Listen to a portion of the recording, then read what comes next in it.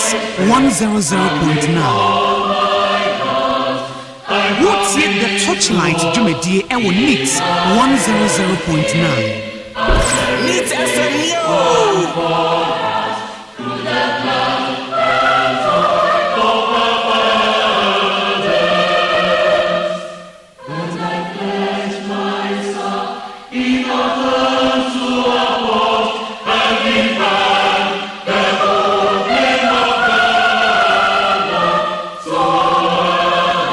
Yet the Torchlight Jumedie Ewo NITS 100.9.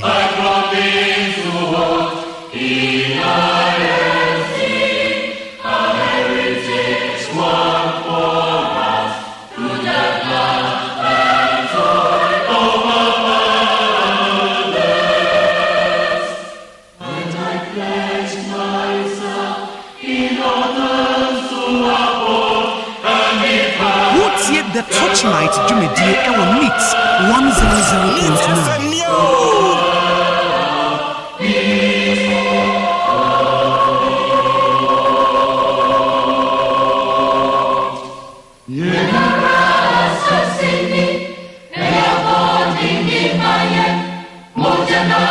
What's yet the Torchlight Jumedie Ewo NITS 100.9. What's yet the Torchlight Jumedie Ewo NITS 100.9.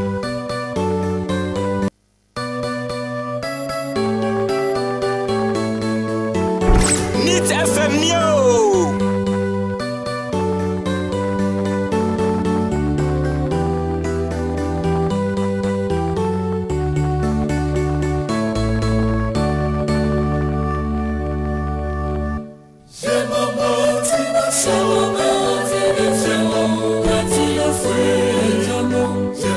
What's yet the Torchlight Jumedie Ewo NITS 100.9.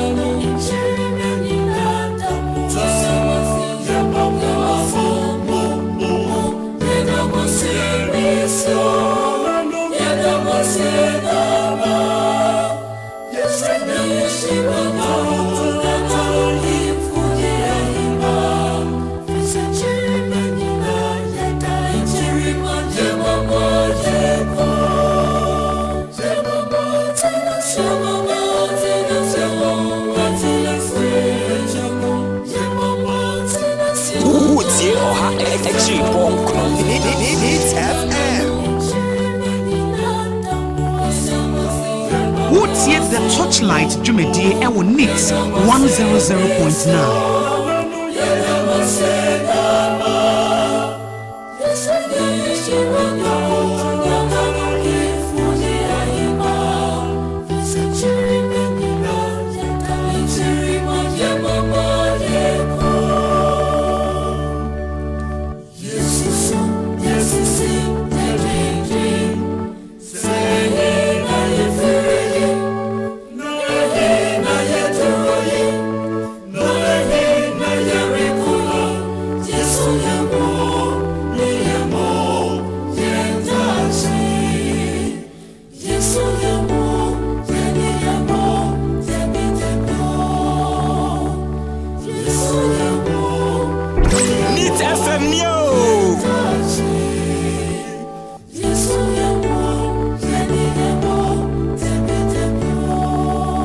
What's yet the Torchlight Jumedie Ewo NITS 100.9.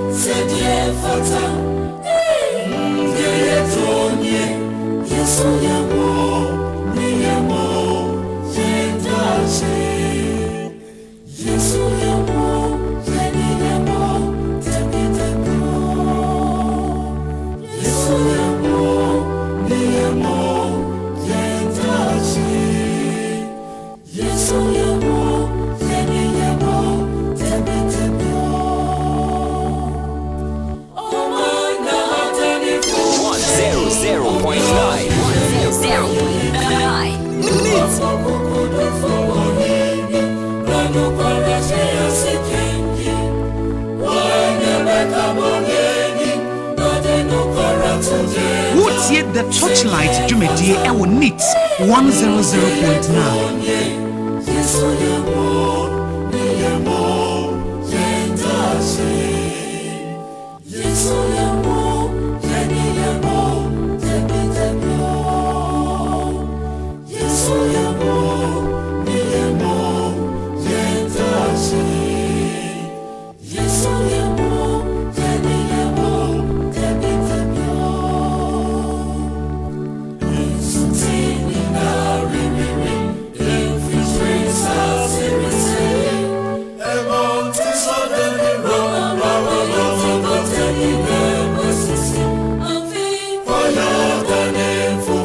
The Torchlight Jumedie Ewo Nits 100.9. Neat FM.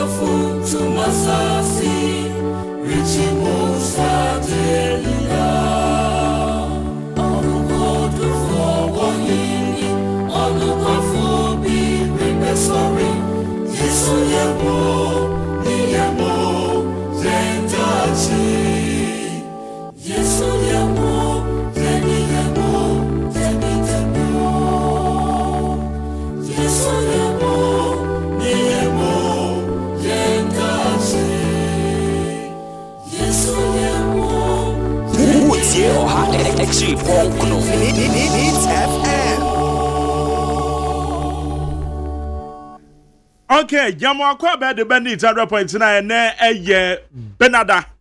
Edru Benada yo jumedi aye fe the Torchlight anu ne yede bra we na anwumere yi.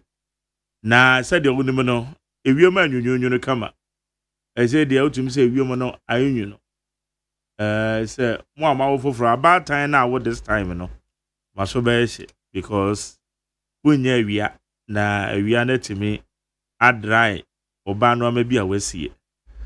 Inti eba ne saa na ese wo pick your alternative na wutim de dry no ama if you to saying okwa adwuma mo so adwumam etesen eno ama ekosen wa hyehye eno ama ede agu ho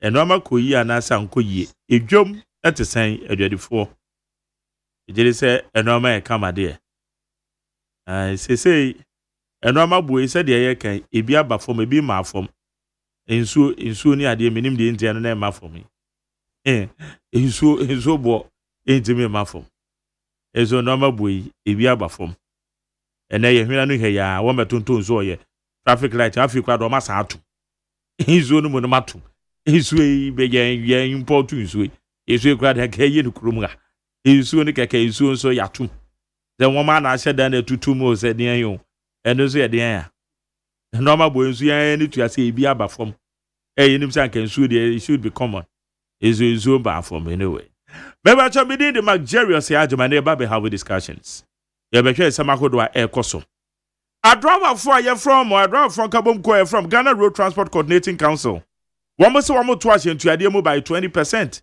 GPRT for na other unions ni bi atwe mo ho afrim emu nsem etesen ye bedi ho komo ye becha cocoa prices and emu nsem mede ana meka se cocoa prices ni emu da bia betu cocoa mu bia na obi obewo position bi onye ntum do wa ba mu obejasify because they say yes say NDC for through ato force na mkoka say doctor ato force na mkoka say obetum 6,000 almost say at the end at the time we mkoka 6,000 no na exchange rate na da he e fa he na eda eti eno so ababa be nkomo foforo eno so eda ho eti eno so ha yebedi sesi amanyekuofo akasefo yi MPP ni NDC akwatia by elections ehon so obi a eni abere obi a bontoa obi a ye preparations eti akwatia by elections no eno so emu ahoboa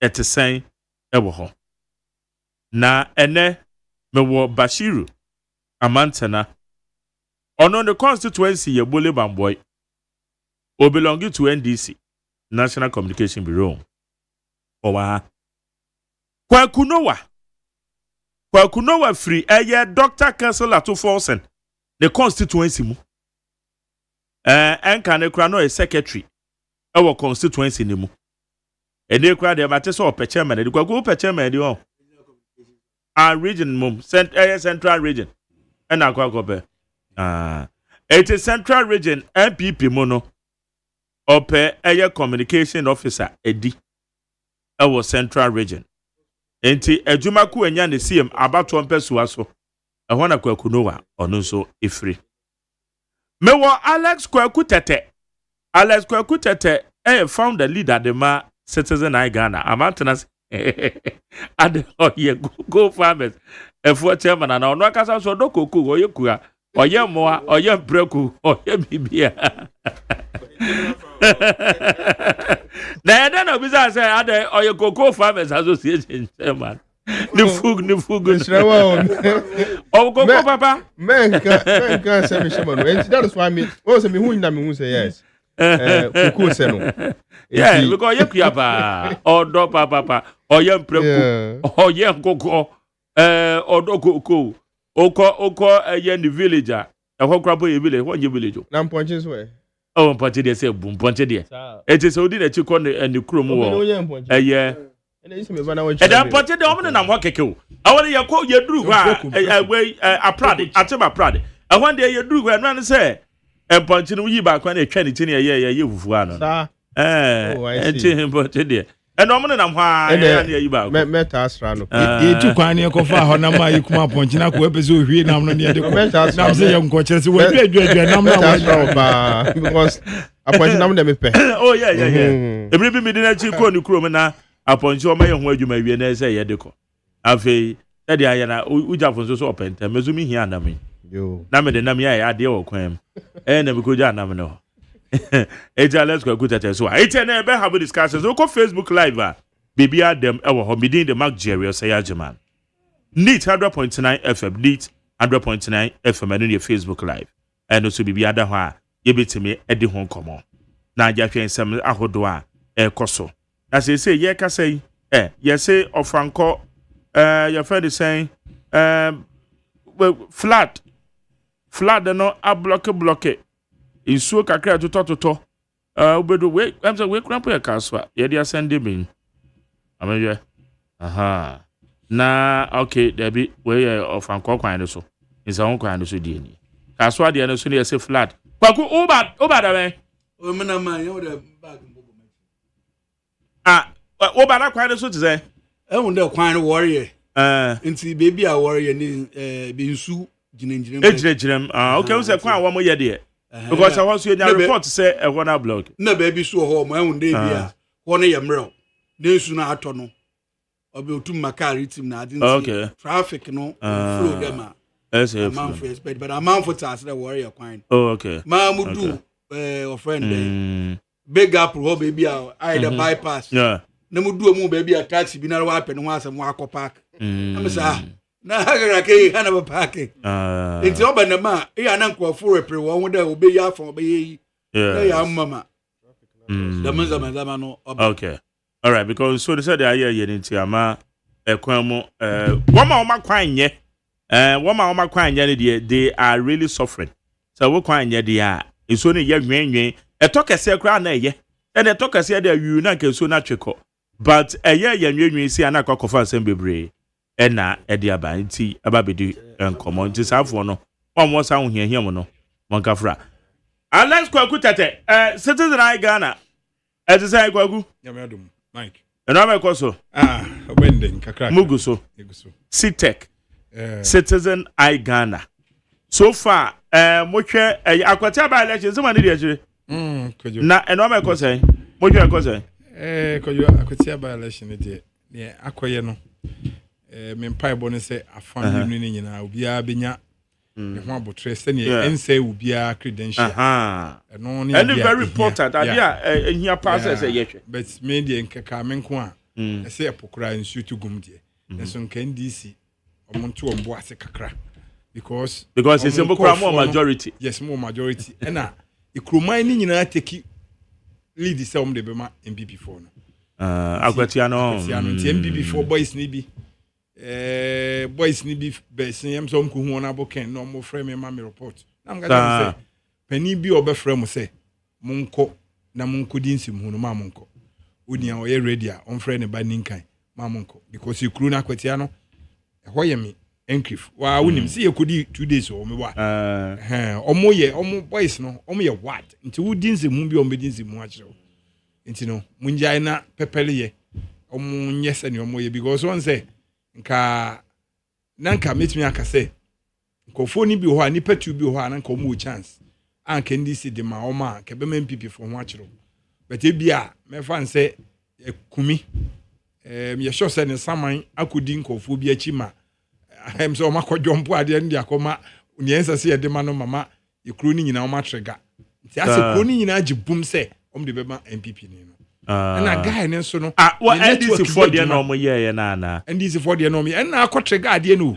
say akwakoye say constituency secretary na where we ne say here no no so on na ye lawyer but no say lawyer no ni the client and wa contest ni client no na lawyer na the client at you enye problem but you won say yes won say Majeri mo wo fie him pache wo sefa kan ye head obaja mu nyina na ye dwompo sefa kan ye head wa ebe ye we kakre o ebe star bi politics no ha mo ye sa na de but democracy na ye kan so enough for mo be hu say lawyer na party no party ni na etu no say esimesi anya asem ondi na chi enya the personal lawyer and also we have to establish a party no legal team and a woman nya asem the kwakwa MPP baby na MPP mouse won nyina no party ni na eyi senior minute ye fanya example na ye mienu ye kushia o baby na say ye betwusu ye collection na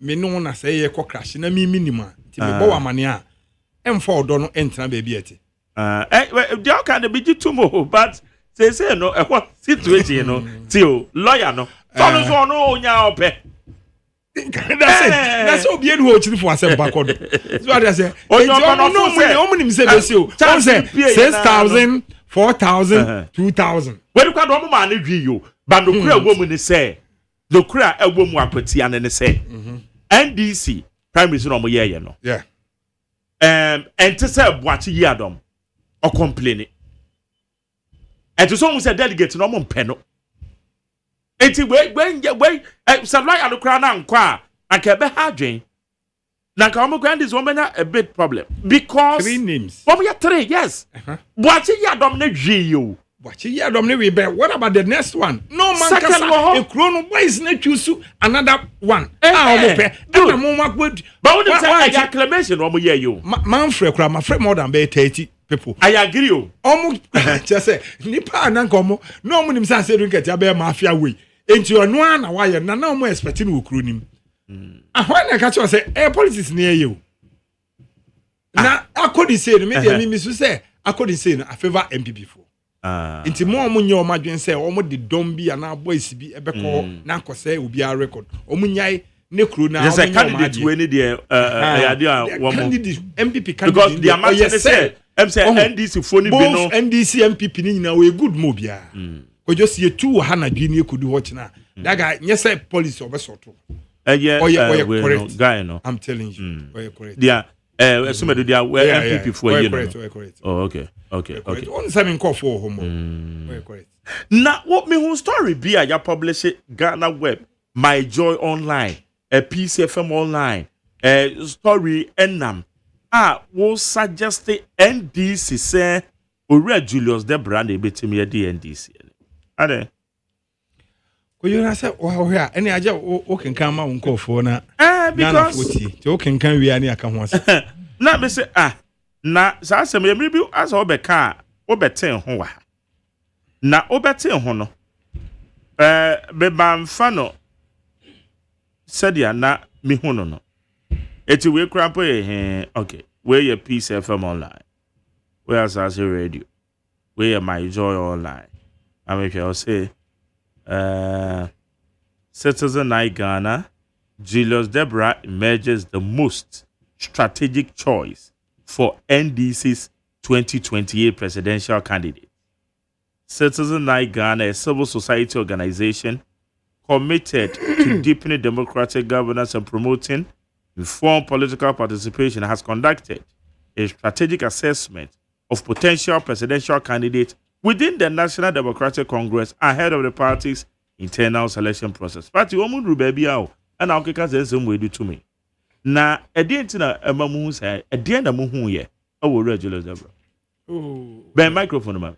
Koyo na sa wa wonim say ekuro ya ye chichiri yesi bibia ni a ye ne civil society organization BBC na ye basabasa e na o man fresh civil society fo obi emie na no koko ya semba e obi emie na no nkan bi obi enye say enti yenyi ni say bibi na e good nso a o kan fa obi ho a de bia na manyofo no na e bad nko na kan fa mo ho ana eni tina me bisa say edien na ema mo hu say ono na obetima the strategic leader to lead NDC because the NDC work we say you right on Mahama Mantanati way. The okay is a bro on a choice. Into on a crap him no sir. A dinner papa is working. Ain't he a dinner mamma who said one I can't say democracy into the hour choice. Yeah. But maybe the meeting kind way back and I can't say then this food chooses our minor. Men certain you know didn't or regulars. Yes, now we had the answer. What are free? Because you start free Rollins you voter. You can move your Rollins, eba Atames or your Western and Central. Yes, you can move your Atames, ever sink or not. It is a free north as I said by. It's in Papa Nensono, Ghana ni be anywhere, obey me and Wansamaka. And now share the way I or Tiana, could you? I'm telling you, say, mean to me, nya a politician be or to say a juror so that. No, could you aje umusai and now unimuno. To say, Papa ni more than 100%.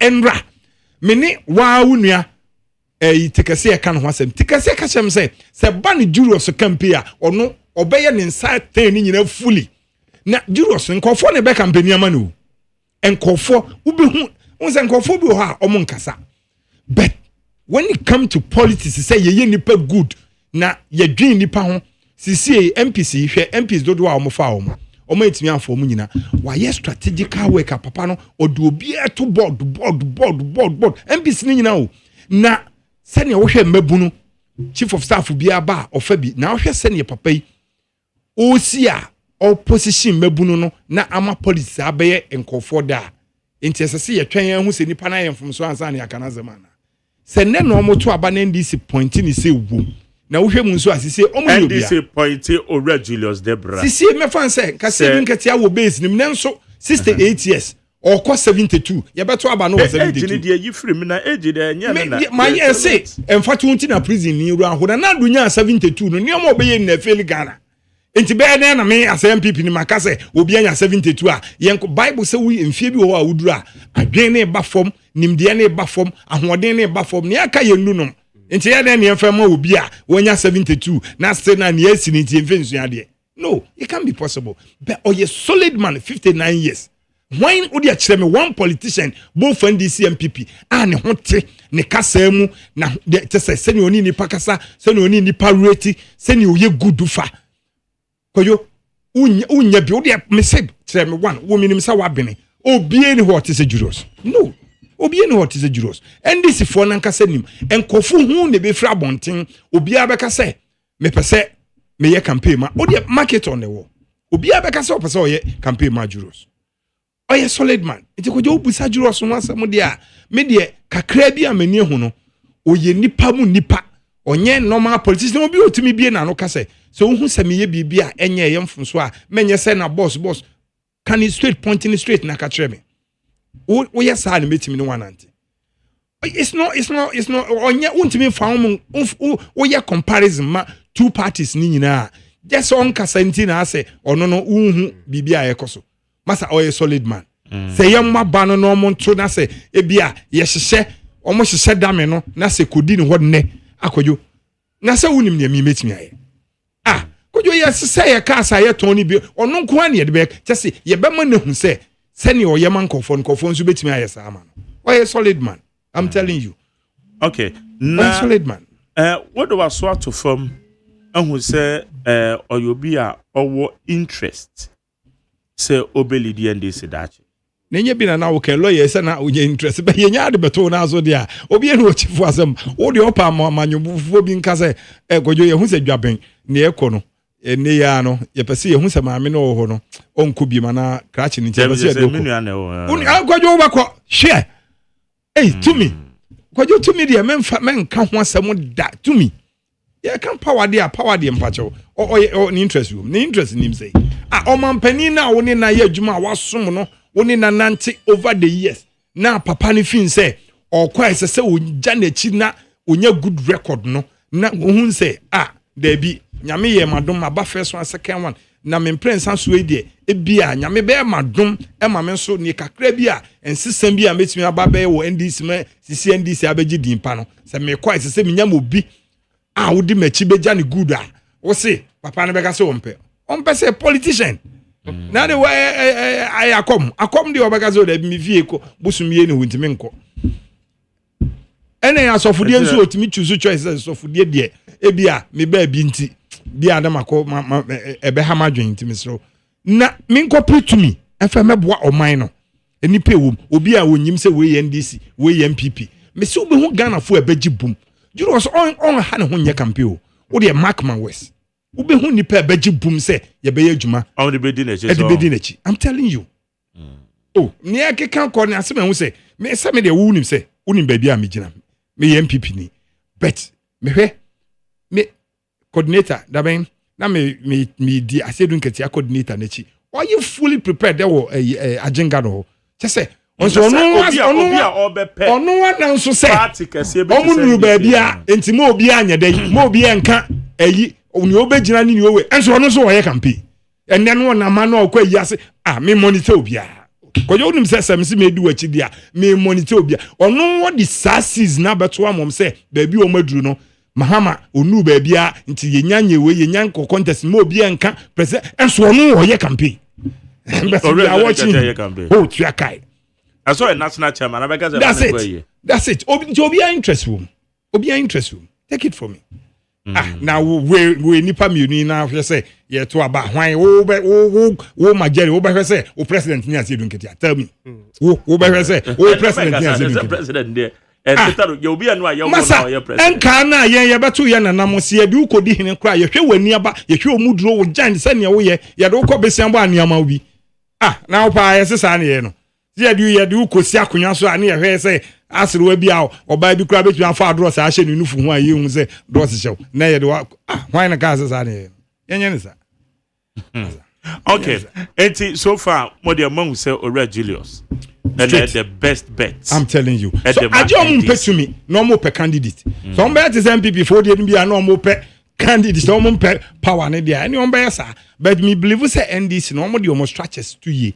When you come to say omo problem come to me kambo no mo the problem not wo no ma afisi power no ni hia say enuanu ibenya 8 years enti mo pe na sade say na ekwezi say ade o ma ye koko ya affect your power but Ghana for ye bin sa koko na sam na ezisa no affect your big time bia koko na dia no I'm telling you affect your bia na o nim president akambi agric minister can be finance minister can be nipa me ensen o me kita o man no ahoden no mu nyina so anoko benkrom se ye best santumu bum na mu hu ya na se ma ye se ya once obi enka ho asem Ghana for adem si no man ka ho asem because amanfo bu afu MPP na da so ho nti obi enka na nka efiri no abepem de nka be hu ka shata okruma but once they involve the council but the woman says so we share aba ye to the 2024 na amanfo come no tumo no abebre mu enti dia meme hu ne say Ghana for come anu tumo na ma for mo adwen good politicians for mo adwen say one more lessons bi sua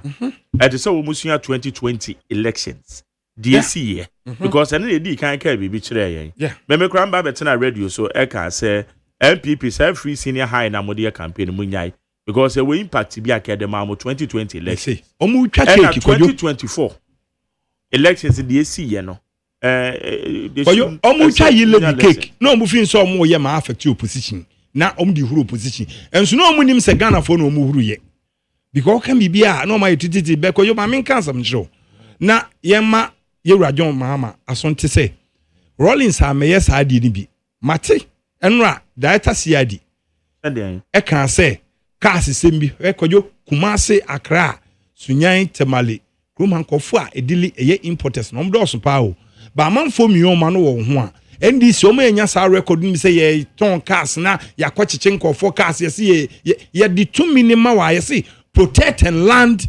and nipa protect humans and property life and property but mo de 2 minimum some de be protect foreigners it's up to Mankasa mo say obi eni ho CID my friends Lydia and I'm who say Lydia press conference and what's the idea na some come just say Lydia ma onye te say ne ma meti wa be na ontimi ntra Ghana wa kwotena bruchire no so what I say yenye no oposi mu so no ankasa ne ya wo be show ye wo your friend say your friend say Yoko no onu ankasa on feel comfortable say oni police adwuma ko ni kra be ye adwuma oh so what I say obi etu kwan ya za on utu kwan ya enye say na ni etu ya oka ni wetu kwan ye ma wa ban adwuma o ye adwuma ye ne ye pa ena obi ahwe so atimi aka ekrom ha no bibia be ye bi enipa be ye din no enye wo say wa wi o because kojo ye into business nti hu ne ma ye tensem madawroma nti yetimi ba ha be kasa nkofo ma ye messages so what I say MPP kufuo ba na ode sa nioma we ba kufuo ne Canada ne America for ko sign sa contract ne say ka bi wura krom ha ye mefa nko na kojo terminal 2 na nado ne ko sign terminal 2 hwe krono abrofu idi Ghana nioma fa ho eko we keep quiet obi etua duty a den ye ko season ka munim se monye system a ebebezi se no obi we watua duty anaka e mohun se stolen car dia mama ni ntua duty kra abrofuru twam airport habo kra yetimi hu niam e wo ye mu nyina enti o mu ni machine se timi edit se no ka we ye ma mfenhye container mu na mo twen ama nipa no e hyepo ade no enkofu ewia cars be krom he abrofu me kan asa enye we enye blacks abrofu na nkasa tua insurance a no ma san ko no ma san dey o ma wia dia akoma bibifo na to aka se ka no wo mo shipu wi o ma report mixing and san o ma dey o ma ko ji hu sika e won insurance for no enti ade na brofo no stop wo mo ho se no mo nya vigilant se ya maka ama with that se ka na e kosha container nya se she bag mu wan na wo betu aka chem se onu anka se mu kra no twam wo scan mu a o mu hu wo yam ne manina be ka na e ba dia mu na African kwana obi akobo besia no watua wahyepo ka no wato obi ho ntu kwan da obi ho otefaako metimi atena ha na mahyepo ne mama tua na mahyepo ne de ahye container mi na ba enipa no be de hu se on de watua scafa bank ya to ade ama no obe de hu se we ye story ana we nye story so far as okita ne receipt ana so okita ne title eye den ene niema na beduru ha na nka munim se ma check wo airport wo habo ho mu se ka we ye story ntino ye maka no enkwa abontin na eni ye ma ntua duty ni kra na ma twene ni pani tua duty ni wi a na ma fa car ne say ye return car na we wo mra car ne so ba bi afiri ba no ewi ase technology na omo ne kita omo why life and property na mo ko science mo gitumi na ene metimi a omo de sa de na omo de start NDC omo ni sa record no ti omo hwe ni yes omo sua MPP niema na omo ye na edi semadi nkan ka jo say politicians omo nsua de omo so omo fa sabo nche enuoma na MPP ye na amanfo kan na omo fin say tititintin no so omo be ye sa de we bia so omo tena ho Lydia udin ye de o ye no ne tena tesa no how na be so say kwam despite no be see tesa no police station ma ye enti wo de say ne ye no tie no Lydia don't go I mean oh yeah very good madam Fufachi Kumi regional crime ni nipa no nti omo mienu de omo ko friend say omo ko friend say winiba na me kosra omo na the way Lydia osibu ade no say ne ye good na me nwa say obefa mamti wa subanya oye yi bia e ma we me chese abrofuru de nesu am kwan say yen ye technology ho de agye I no mo stop wo to be track cars no that's it because cars they pass through system we are smart unim tama 1957 yanji independence na no na brofo e smart dada unim tama brofo nya technology me sit down me kodu Japan me hwade saa mama me so mu say Alex yen kwa nam so ma me kakra na ba bia mfiri wa ye the airport na kosi eposo na light say ndie wunim tam abrofo start technology motena ho na obi ye wiam firi ho ne beduru ha na maka say mo te ha say mo makosan agi to me say life and property no mo life and property to me na e dia mam no mo de esevu your friend say foreigners na timamufo no eti ho no makobo bank besia no mo de akra niema no makobo bank besia no mo de atua duty na mama nkofo na basco zero be me de me hu imanifi kakra na NDC no mo nye sade we bi da be se fe no mo susu MP before na be affect you. I'm telling you kojo na say affect you your police in the you na police no on the onya Ghana ni ananya onya adentina oba na yan man your order the nensio aban change a bibia change aban necessary na your policy na dey adwuma sisi a so the president should intervene ombrem na why na si wonim na dey na obi beye okrom ha wo kura so information na president a system regional obi report ba no national security Jacob soldier police why na dey na say be koso as president onim okrom ha wan hwe ni ya be affect no nti on hwe ni me dey me catch no on betimi aye ni on be so ye bet there's a time will come. I'm telling you. All right, how you did 100.9 Alex Kwaku Tete your founder and leader the mass citizen in Ghana. I don't know. Etene Ghana. Amatana. Amakwa baby. Mark. Me da wase. And this mo no go say. Hey, anyone go so boko. Boguso. Okay. Na ma menyo a quick comment on the Alex guy. So what to say obi ka eye nei the person di party anymore. Oh well, me can say me didn't check say be my Ghana for nyina. I said we are getting the support here from Ghanaians. The manage country no. So that is what I think say me check Ghana for, and also make us say emra ye wo me here. Ya dwin na that's when say e betimi aye ama Ghana ye. Ama Ghana atimi apuntu atimi akwen enim. Ama mpuntu obi atimi aba Ghana maimu na obia pese eye papa man no na saasem no na saade na atimi akoso yi ama no. Nti I wouldn't want to speak so much on the issues of obi departing him after his Excellency John Dramani Mahama. I think what we need to focus is to develop the country. Ebama o minor ko nanim. Nti hwehwe no. So most times you can say obi made the party anymore. We are looking for competency, and all the people are Yobu Mudi, whether Honorable Tofosen, whether Honorable Asedun Ketia, Honorable Haruna Idrusu, and all the rest of the people on person contest for NDC primaries. No, I think it's not bad. It's a contest, young kum, and I believe the NDC for Nankasana Yenim obi oye competent to better manage country na maye. So we are choosing a leader who will represent NDC and also to present the Ghana as a whole. We will go for competency when the time comes. But as it is now, me say, me opinion, or die hard supporter, Honorable Julius Zebra. That's not bad. Then idea make us say, on your competent, he can also become a president. And or once the NDC people choose him to lead the party, we will all rally behind him and make sure say. Obetima abaye president. The goodwill na ya hwehwe and no one that's womb no. So Mark, we just have to focus on how to develop the country as it is now, because ya buy nyoma ye be to abai mu a nyoma ne na bibia nkoso ye na waka no o say na ye di o man ma president Akufo-Addo na ekukọ so na ye mpe eno no na ye be reset. And that is what our focus is on. More research in any cocoa to more now. Oh, there be a house and a substantive topic I'll be away. It's the link one, no. Yabba Hunt, Magari. Who say a car cocoon to Munasimo? Okay, Becca was him. Now, only maybe. No more way near cost work cocoa sector, and I have said cocoa farmers, and then also the government, no. I put the blame on MPP. Misinformation. You see, there are a lot of amount for more MPP more. You may be intellectual dishonesty. A lot of MPP for no, they are practicing this intellectual dishonesty. Ade a munim nu mo ahyeda na mo yese munim ade a ekoso. Ah, Mark. Yes, sir. Yeah, can one say me. Ebra na Honorable Tofosen when he was saying that cocoa prices enko be 6,000 Ghana cedis no. Na dollar yes saying.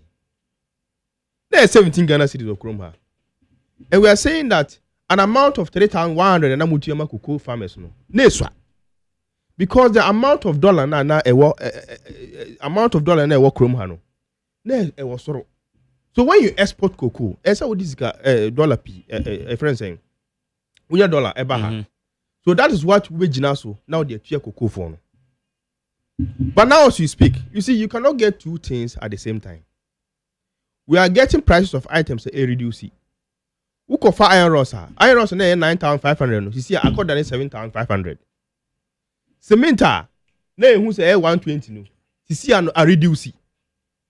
Everything is reducing. Mukan anopo we mukan wa ha say bibia e reduce wo krom ha. Once everything is reducing, it is because the dollar no a weekend day in day out. You can say normally be a reduce. Of course, normally be a reduce. The major things, the major commodities, a reduce. One, when it comes to major commodities, iron rods is a major commodity when it comes to building. Cement is a major commodity. All these things they are reducing to the benefit of the nation, to the benefit of the cocoa farmer. Now, say when you know a cocoa farmer, it is because the city is being strengthened. City now on their bum and a dollar no yen pebiem. As a dollar na ye kon ho. Inti a honde ni dollar no biem. Definitely it will affect the price of cocoa. Who can say President Mama can say we don't want the city the dollar to go so down. And ka dollar bet me go down more than 10.25 way kura ye kan was me. 25 way can was me. But the reason is that once the dollar keep going down, that means that exportation will become useless. With the normal kwa buru chekura na sikana wo de ban enye important bi e okrom ha. So you end up killing the export industry no. So that's why we have to maintain it as a certain price. Econo so sa no so a we hu say enyoma bi ebo ebeko form. Prices of cocoa na a ton ebeko form. How much was a ton of cocoa under MPP? About $91. So definitely na can say 6,000 a year kan ho asem no. And can say as a time no na price no come sir. That's how time no can say no. I'm explaining the said and they more explaining you. No, Debbie. You see, the whole matter is that is why nobody said dynamics be play. No, you see, that is why you journalists you follow all these matters. And we did pass me brand casolonim. Just that we made a specific because of the specific nature of the promise that you make here. They were not I say that press conference by and differentiate. He said once the dollar keeps this way, this is how the amount is going to be. But rationally, why wouldn't him say dollar need call farmer? Definitely the price of cocoa and the payment you give to the cocoa farmer will definitely reduce. I'm happy he's a neutral communicator. All these things, they know all these things. So once the dollar is going down, you cannot pay the cocoa farmer how much you were supposed to pay him when the dollar was 70. Your friend saying 17 Ghana cedis. Before 2024 elections, the dollar was 17 Ghana cedis. So definitely, the price per ton was different from when we speak. Samre Kasei. Inti amount I say with the cocoa farmer, it is different. Now the city has come down, and once the city has come, the dollar has come down. Once the dollar has come down, amount of the cocoa farmer a bit different. That is why his excellent general mama is saying that. Okay, say now with all these things now air cost no, but the cocoa farmer is still important in our dealings. The Ghana economy, if you are talking about Ghana's economy, now one for cocoa farmers and Kanhua, that means that you have not completed the narrative of Ghana's economy. He's saying that the cocoa farmer no, say na ebesia ya cocoa industry no ebekwa enim, and that the cocoa farmer will still show interest in doing all these things, in farming cocoa and producing cocoa for us no. That free insecticides, ebeku more cocoa farms no. Those ones are coming. Some time ago under MPP regime, these things weren't coming again. These are all the research. You see, spraying machines, just common spraying machines in Ukraine, under MPP weren't getting all these things. They weren't there. Spraying machines. Yeti chrome ha and a tea say fertilizer meba. Yeti chrome ha and a tea say fertilizer kura musi yan kwa kuko for no. Sa fertilizer no mo de smuggle e de Togo e. Then it's not buying subsidize here and say we affording to get. No, that is what I'm saying, sir. Even with the subsidy, no, na cocoa that fertilizer, no, na cocoa farmers, no munya. They weren't getting. Most of the time, I'm free, no, so sad yet here. Oh, cocoa farmers say, well, munya. You see, the narrative that we talk about, you see, the information that a free or ebano. You hear, you never say, OBS small. Even Miami Chrome.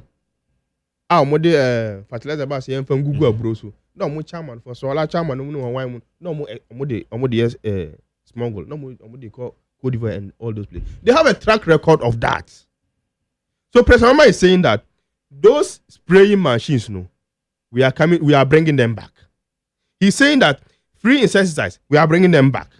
Fumigate those your friends fumigation exercise no more all of them. These are ways of boosting the cocoa industry to make sure say cocoa no be ye. Now, there was a specific promise His Excellency John Dramani Mahama made to the people farmers from Omodo cocoa. Say Moma or more tertiary tertiary schools no. We are going to make the education free at the tertiary level. We are going to give a scholarship. And okay. Oh, okay. If you look at our one phase 2, is there? A woman. Yes, a woman. Now, one other thing you see, President Obama mentioned, and even it's now constitution. Manifesto. No, manifesto say cocoa prices are going to be increased by 70%. Right? Do the arithmetic and see as amount now. A what that was per ton no. Say Andrews has 70%, then we'll debate on that. The 70% promise, it has been fulfilled. That's what we are talking about. So if you come today and you say MPP before say 6,000 Ghana cedis, we should give cocoa farmers 6,000 Ghana cedis. Look, Magari, so we koshemu ye pa na we arithmetic ni ya. Ube say ye kase ma cocoa farmers kura 100% of the amount. And could do 6,000. About 4,612 Ghana cedis. It will even get to 5,000 Ghana cedis. So what is the MPP saying? That's what I'm saying. Say you can't say intellectual dishonesty. It is the MPP. Now more nominal figures, percentage wise, and we bet my mom 1 cedi, not the 1 cedi I account. Also what 200%, but not saying to money are insignificant. No, you see, and that's why that is why we're very careful when we're making that promise. You understand? That's why we say 70%, because the dollar prices can change at any time, and the price of cocoa depends on the dollar prices. So when you are making such a promise, you use percentage to make those promises. You understand? But then to make it easy for Ghanaians, that was how come that Honorable Atofo mentioned it in a whole figure at 6,000, and said that as at when MPP was in power and the dollar rate, the cocoa farmer say you 6,000 Ghana cedis. We should send the dollar rate in here, and it a ton of cocoa. Send an qua. You are supposed to give the farmer 6,000 Ghana cedis. Where from the way say no, you can say chere baby air woman. If I know because air. It's not difficult at all to understand this thing. Once the dollar prices goes higher,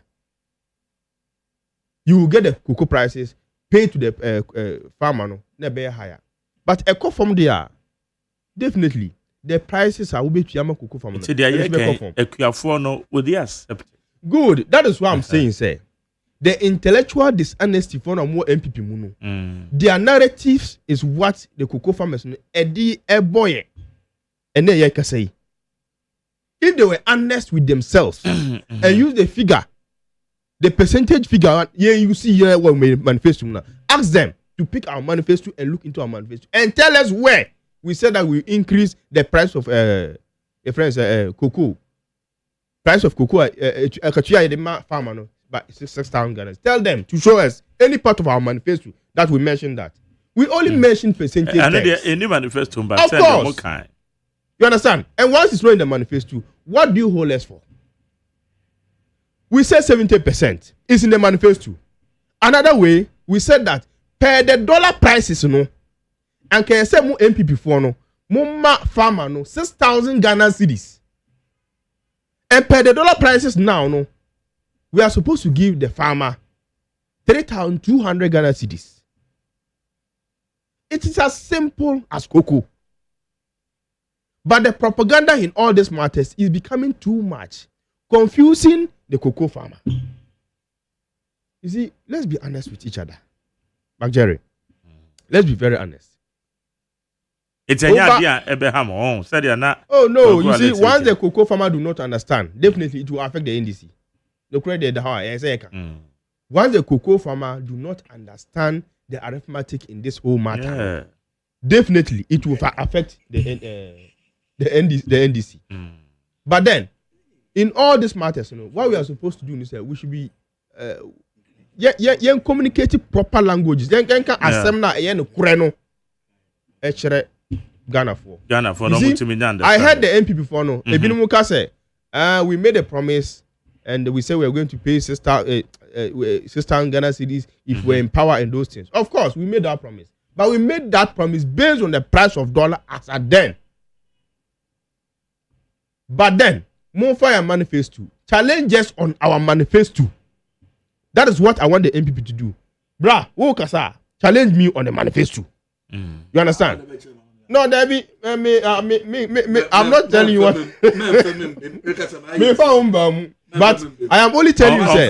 So I can't do the memo. You say you. Oh, me person be the Ghana for tema. Manifesto. Person be the Ghana for tema. 70% to the Grammy. Person be the Ghana for tema.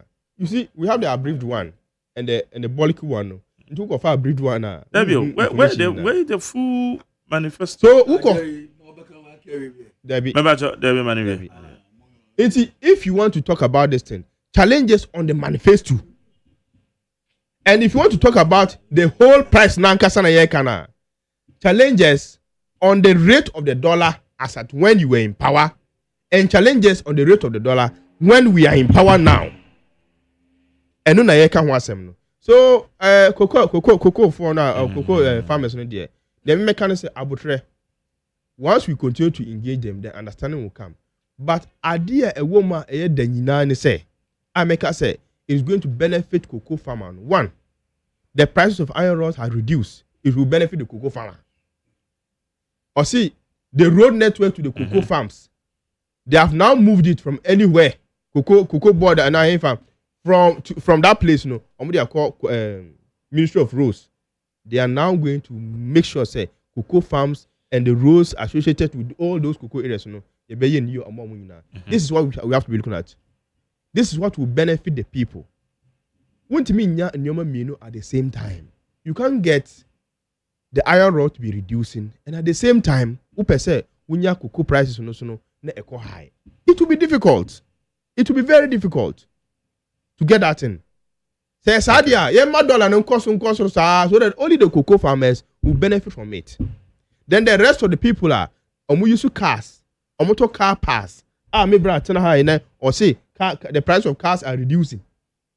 So that people are importing cars, so that the cocoa farmers only will enjoy it. But Jerry, you're a car dealer. I don't mean to advertise your business here. You're a car dealer. You know the amount of cars now with me talk under NPP regime and the amount of cars, the number of cars you buy at the NDC regime as we speak now. So you are determined to reduce the prices. So cocoa farmer person or cotton care tracker. The price of the care track now is reduced because the dollar prices has been reduced. The fuel prices has been reduced. It will benefit the cocoa farmer. It will benefit your shocks, your car won't get spoiled on the road because the roads will be fixed for you for the cocoa farmer. Adwen Kessie ne Adwen Pa His Excellency John Dramani Mahama and the war Emma cocoa farmers. You see, Yambase ebedi atro. We did not lie our way to power, and we don't have to lie our way in power. We don't have to also lie in power again. Okay. That is why when you are communicating, you tell listeners, say, time way this is how it was supposed to be. And at TCI can say this is how it is supposed to be at that point. Okay. That way, communicator, I believe listeners know, I'm better cool serious. But when you come to do only propaganda, you don't mention figures, that is where the issues will come. They will just know that you are just spewing lies, you are just doing propaganda. NDC are buying almost short-changing farmers. Not at all. You see, let me exchange rate in affected and normal way. Let me hear CEO, Mr. Randy. If you sign a question be in relation to the benefit on my free cocoa sales. You said we are getting about just 6% of the benefit of the cocoa sales. I was just 6%. What was it? I stand to be corrected, but cocoa price, say world market, world market, if it is, let's say, if it is 9,000, on me chill me normally 2, I'm a cocoa farmer, then the rest will be at where it's supposed to be. You understand? So those ones, all those ones would go to the cocoa farmer. You see, but then the government ensures good. Exactly. That's why I was coming to. And to say, who say, cocoa. Yeah, that about the picture I'm getting. Yes. And then I'm many honorable Samson and he didn't come on morning show. Now, or can say, loan be a syndication be a course no. And a woman to ya anything I did crown a say and is a cocoa and the cocoa to go. See, cocoa industry it's a very industry and you say DD grow. And now we weren't supposed to be borrowing to buy cocoa. But and when you borrow, you have to service the loan. Definitely, you don't go to borrow, you don't service the loan. And governance is continuity. Once you borrow to buy cocoa, definitely, and this is also bad. We just have to pay off that loans na GM. This is where all the issues are coming from. But with all these things are air cost, we are able to increase it by at least in monetary terms 180 Ghana cedis. 128 Ghana cedis. 28 yeah. Ghana cedis. We are able to increase by 128 Ghana cedis. At least it is not standing still. Air cost with all these things are air cost with the dollar prices are air cost from. And can say cocoa price, cocoa amount, farmer and also cost from but we are still increasing it. You see, if you don't want to be part of any intellectual dishonest person, then you have to communicate in the line of idea making, so that we know. Look, you can even speak the truth. Nobody can say, okay, what kind of correct? It's not bad to speak the truth when it comes to issues of the nation. Okay. So, the American say. Cocoa farmers na abotre omunya abotre when we start to roll out the benefits like this, the free fertilizer, the tertiary free tertiary for cocoa farmers cocoa farm when we start to roll out those things, then you begin to see the pure benefit of bringing His Excellency John Dramani Mahama into power. Okay, higher need 100.9 Bashiru Amantana and I will tell you Kwagunoa. No brother. Now what be before so somebody abresa money abre cocoa price by minority your press conference and they are uncle for say yes catch your producer do obi anyi mo ba emi why am 3 musketeers o mama de ntoma yim no obi ehuru emi na me the mother o member mountain ho yenyi mu kra catch yenyi mu bi anko so a yenyi ebe say anka so otiri hu a yenyi mu a obi ari atwa na abuti na yim na nche settings of the cameras in it it was the better so catch and or agye yo ti kama min che fo mpempem a eyimbiri we Japan won a wo hwe wo Facebook won a wo ti wo radio mu minchi ahon papa pankankan won a wo finfiri manto na kese na so nkoma yana chitiafo MPP fo wo aketia yame ya adoma aka bosomoko bosomo no ndu because they fit when you say a second na mware munyim mosi ho nti yenyim de mu be hye oye yewura star boy enyimnyam mamudzo obi e okogina nda no orbo mpa ye obotuma etain na ye obi se watu abewie mpo afinhye mpo ye frani mpo orinsi abusua fienti e betoto asre wan wona a wo nkran wo a wo baby anodu a ye mbotwi na ye nkota nature na my brother maba ha acher kakra nti nsamaka koko de na ntina maba na ntina wasoma maba ge obomachi na ntina wasoma bi mu fi akotogwe bi mu fu board nkwa bi mu fi aketechu mo hey yawo adwuma ko anya hese ewurati yankopon ye koko district MPP ba na koko district na 83 na fi ho MPP ba within the 8 years asian yen koko district back nti yen share skuma simpo bio nti kobu krom mema ma mo ofari mfichiri wopo yokoko po ho efa abasa kwem fa tada kro bia yin a wo ndo koko wo adwuma kwan resi am ko na my brother ehun iti akohwi de wo sa afia ayewa adebasan bo wo nye ba bi nda na wo back sensen wo de gina abo ano na repacho wo de obi mo na sado na kogina na nsu mpongu wo do ye nanu man DC for ehun what bibia ye politics na eje wo nsem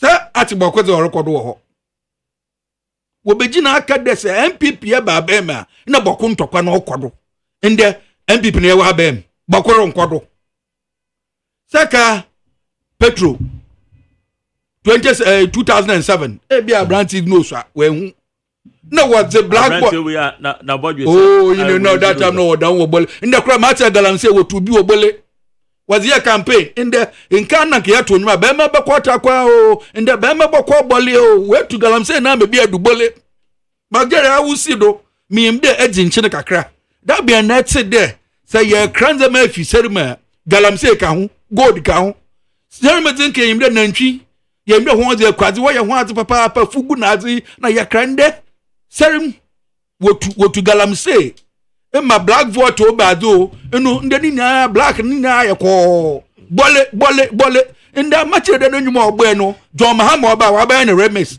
bere ma bọ kwa bole o that the lumba ya mi fani crazy obu asimi ko pe bia ba obu asi tokro nda e kare ko pe bia ba je ka bole ndi se ko hwe wadi fa galamse wa na galamse se wo mutu galamse obole a esa se wo ka cha hianda waba we also a man paying wo kan sam na ehu won kan de mambrant abranti wa be no ka speculative you dey be adola ko fo man one ma conditional one more straight jacket answer they were answers so when na to kado just a streak of a pen or man paying bottom of the pen or that sign keke 1 week if you want to fight galamse 1 week you can use 1 week to fight galamse yeah imra wo kado wo to galamse wo friend hemfan takwa na nwonya maadze na yi na nkrofu gina akra ha tatakwase 37 ho nna nkrofu a wo ko hospital po wa block won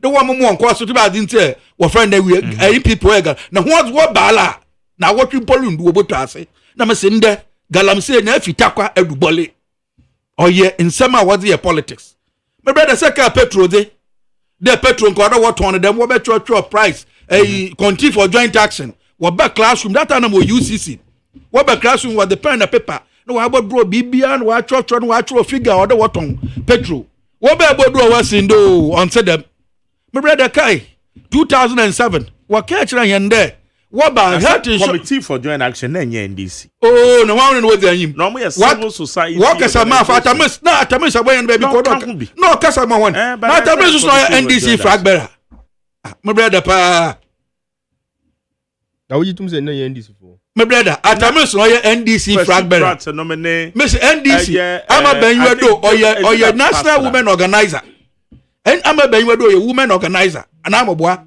na udi hu a wokan wi na atamos he was the flag bearer for NDC na anker wokan moyim dokuni de atoko ipache do no yim kra dokuni di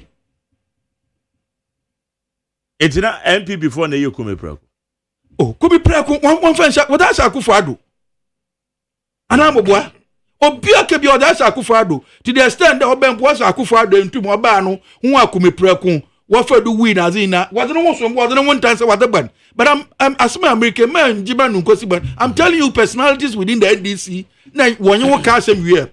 On my pay my 2007, 2008 election.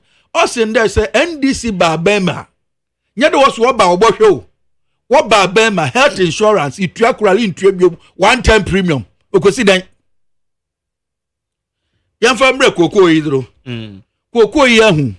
Or ye a horbesha or be open or chambiano or is shake of far. What am Habema horba? Regions no man into us. Uncle, Miss Watson here horba. Uncle, in Chiribane and Pembry. And now somewhere and now some vessel. And yet looking for Broko to be a bobro. Ni nana nam habem into an opinion name soon and name. What Begina? At 2 force no kada master na dollar also no jaka intellectual dishonesty. Now who to maintain who na hwe him na be catch me menya asempен. As at the time at 2 force no make them statement. Or ye November 2024 or ka wo abra ashebu kwa manka si kro wo friend abrodu nkwa. Feliso fosu kwa achi campaign ase. No kwagina worker the way we abrodu nkwa fu we drakoko pa na ben resist. As at that time na dollar ye 15 cities 27 pesos. No, yes 17. Okay, good. It is no did say. As here intellectual dishonesty. Think all quote them figure. Or you do quote 17 cities. Only your trying. After a copipa them wedding. What time be? I try and find seeing one road now cut your campaign platform. Us young question woman or saying the Gina Parliament in their capacity as minority leader.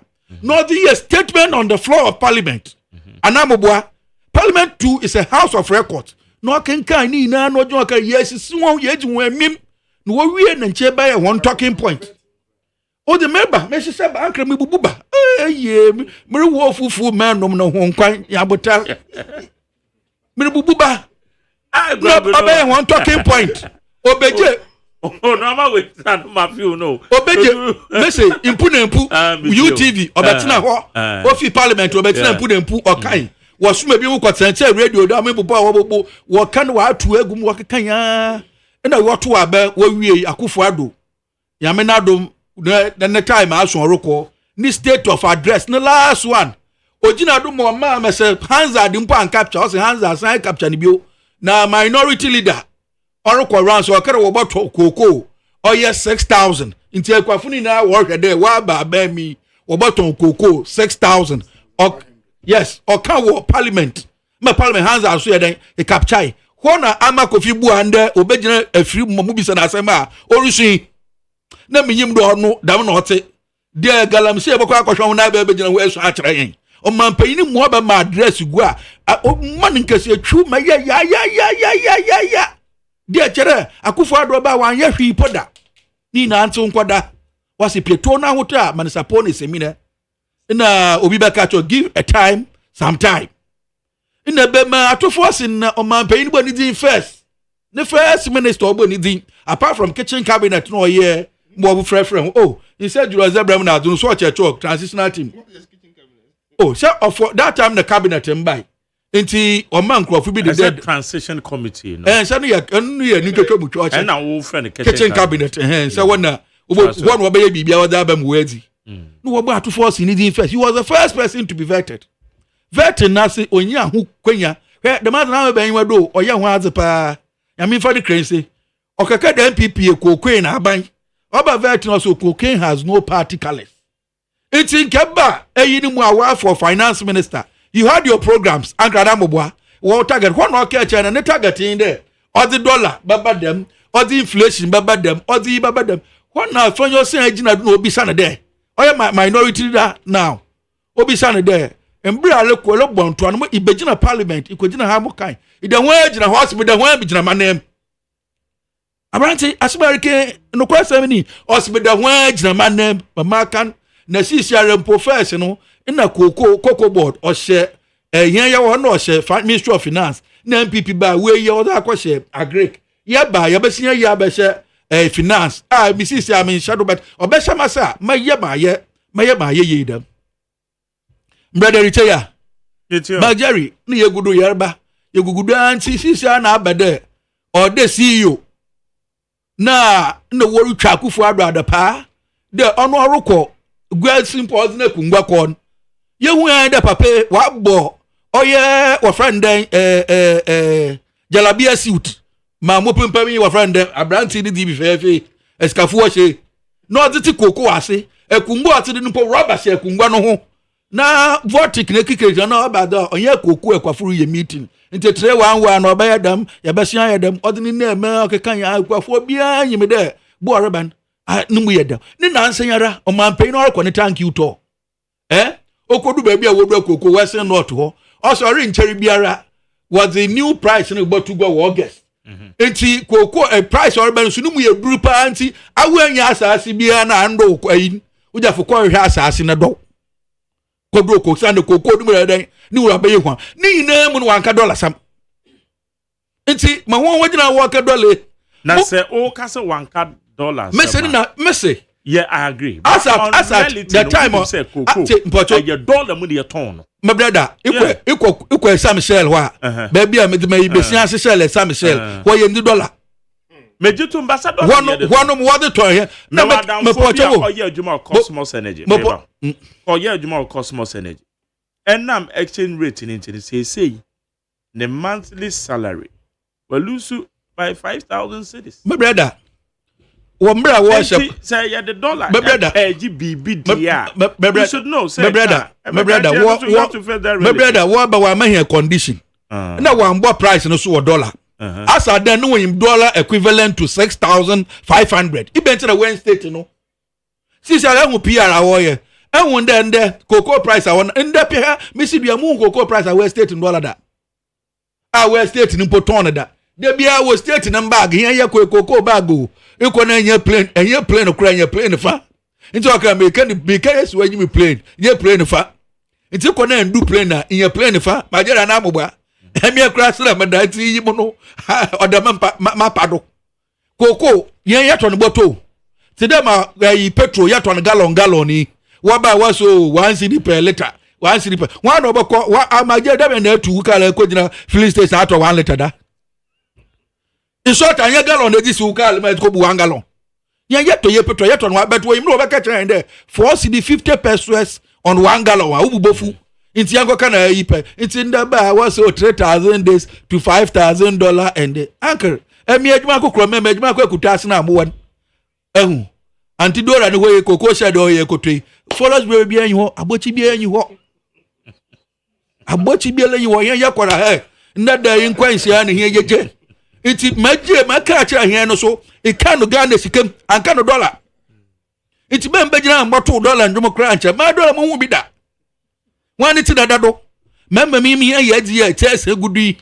eno ye kwa ye koton ye koke kekere ye koku awade man em ye ko enti begina ba ka kira me do na dollar ye embra na reshabo na yim da dollar ba ye embra na reshabo na yim da koko what na mangado anka mamerika kosi mamedi si phone point de na ansen yara mama waso ata ni na ansen o man pay ni di okay na dollar rate mama pay di okay ondu busumo na dollar rate no was the same as in the year 10 point ahina mami was 10.5 10 point okay and Bank of Ghana 10 point oh okay Bank of Ghana my sister and muguru was 10.50 was it's a liar obi boso kalabula band da ma basala black market na basic kalabula band basala na kwasala dai kalabula band ehun my brother America kwesi no man pay ni di okay onya bosom Oma Majari Name down to no dolenti or on quackasa. But the best could tip mark eto before there. Saying yes, as I call us as na do coco. Majari, the margin was here could mewo and brand NDC Wabado 2015-2016. Ochra da Busumuda wa cha ruko je pay onyime there nko je Busumuda wa twi pay. Mo ko ha taxi ebie ko so bedi gwa no wa ba betinefom.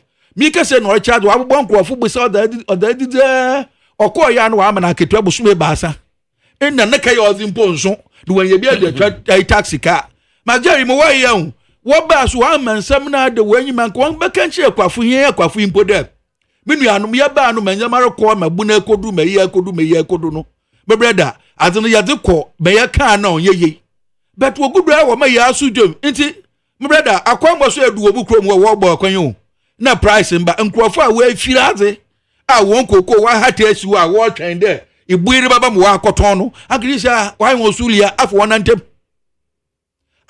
magari onye asam ketu akra nkrofo a wo nwinwi nkrofo a wo dzamim nkrofo a wo buefun odoso ichi mbom so wa chapa wa mepacha odo mbra ya kan yehu na ekiri baby but still wa pedo wa justify ka kire ndo iron rod no that one no ka to ton kokwa ze kota iron rod obi an ton kokwa ze kota iron rod but into I was can you to iron rod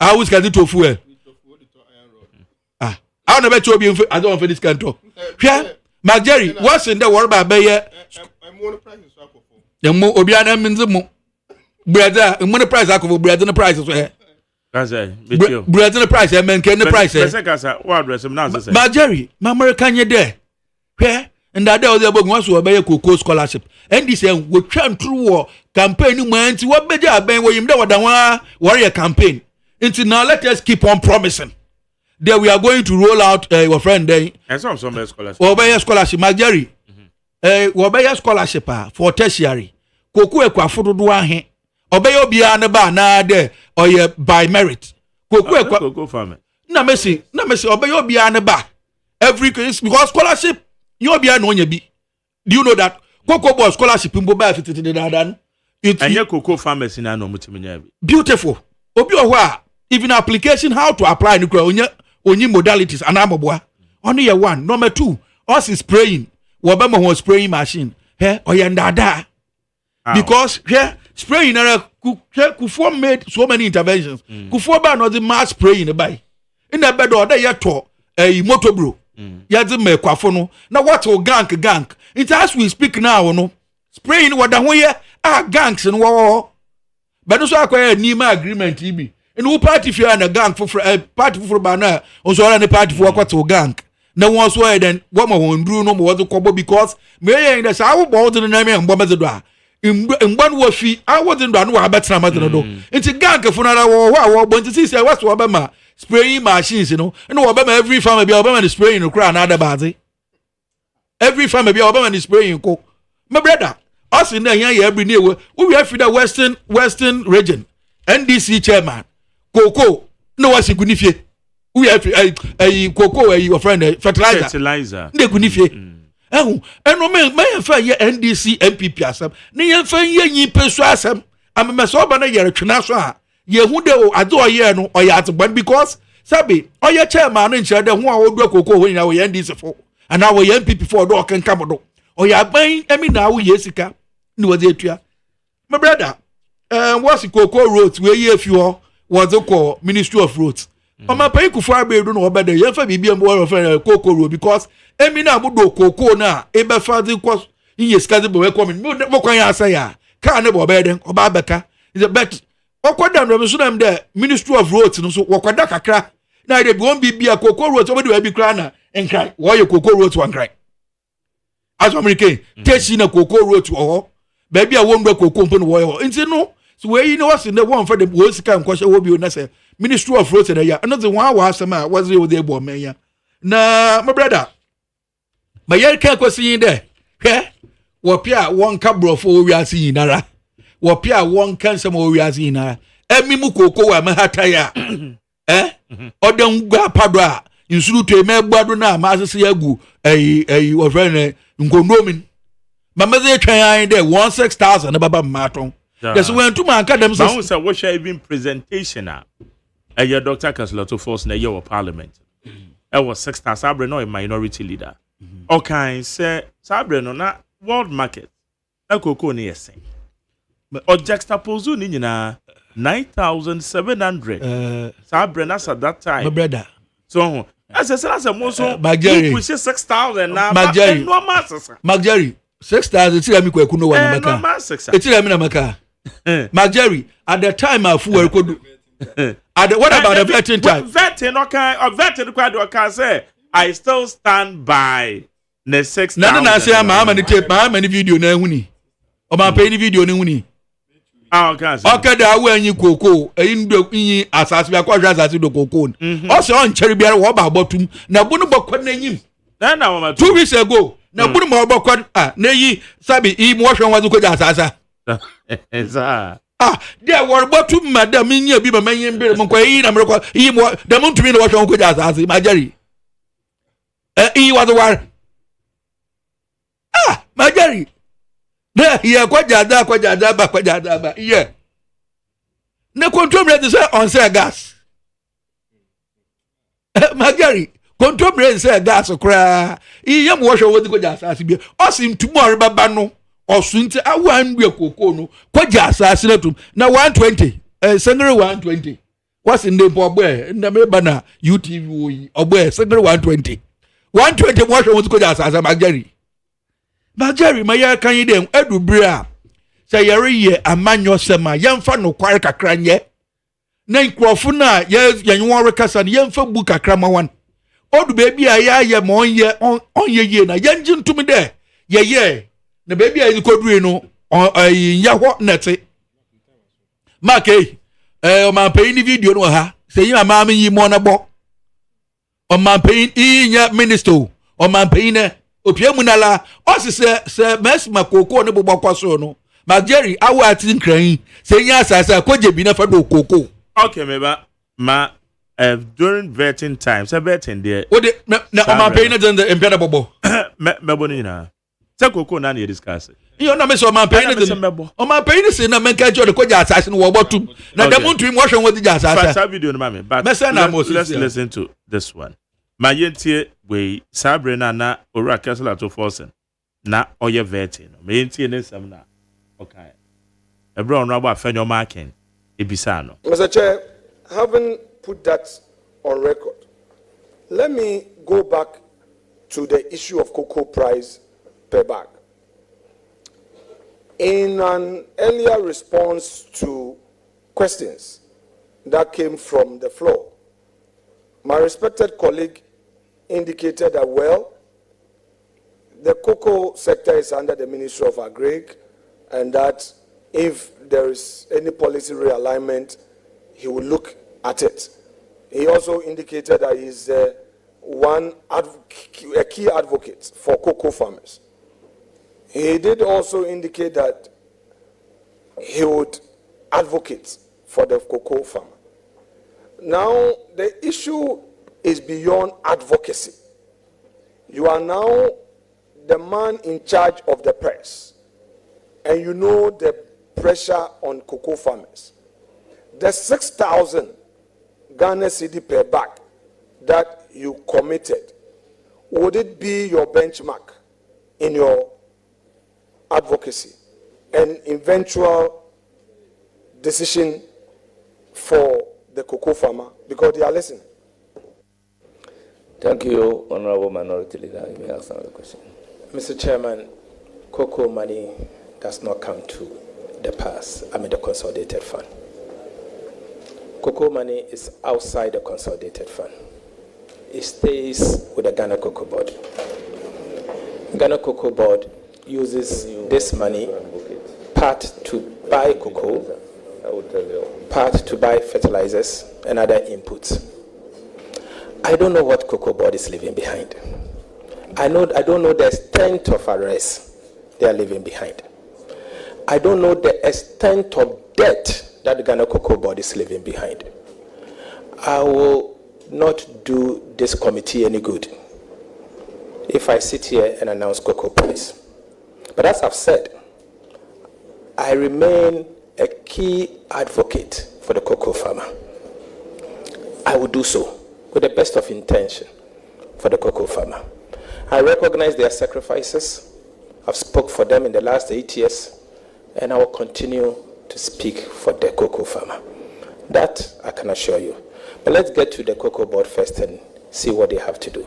I still maintain that the price they are paying the cocoa farmer is inadequate. I maintain that is inadequate. Thank you. And there is more room for improvement.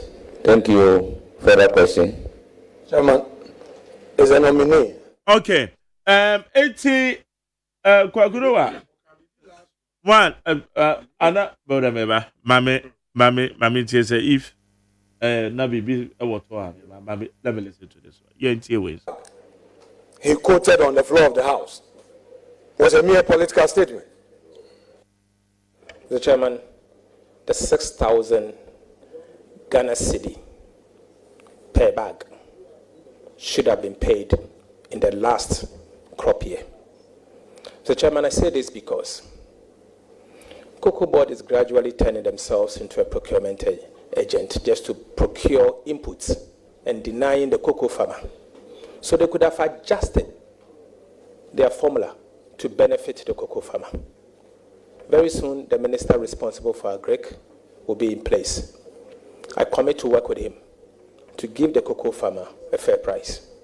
And I believe the cocoa farmer deserves a fair price. And I know His Excellency the former president quoted me previously that I had said the cocoa farmer deserves 6,100. I'm not running away from that fact. I said it on the floor, and I backed it with the world market price in the city at the time, and still maintain that the cocoa farmer deserves 6,100. I've not run away from that position. Okay, yeah, Baba, I'll come to you with it. Kwaku, so they are okay, conditional statements. Conditional, my brother. Oh, and na, make it. Why, bro? Why not, bro? No, okay, conditional. No. Conditional statement. My Jerry. Okay, I said as at that time, and truly, as at that time, Sana Noka. My Jerry. Yeah. My German business. As at that time, no, Recano. Until you took me a ton 6,000. 6,000 and Kobe Babette would have 3,200. I go back to say. Now, young America, the dollar into Munko bread. It's in the bad assassin. It is a moment to me the cost 6,000 and now. Until come up, come by a policy direction committee. No, I bet I never more China or battle. Oh, it's America you can't trade there. Was half in Iowa, a dabano. On my paying the video, that sent only 2 weeks, Yara. And no him dollar rate. Us in there, my price I was able to or your price or my home go to. Oh, be us the price of my home can't I wear your assassin. 128 in amount. Oh, be 120 what the show could assassin. 128 Ghana said. Nasaka and that's a kind of crow corner by. You see, Kotokro no by. Oh, my Jerry, Emmy, as my American there. And with the mount, you start fee petrol. And bra work petrol prices. What the board but other petrol what only they mean.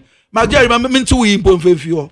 Yen you me and this for bay. What's one before laba from Anamoboa? And I said no my pencil. Oh, but you made the fuel prices and also crude oil also international market price. And they're not that to war.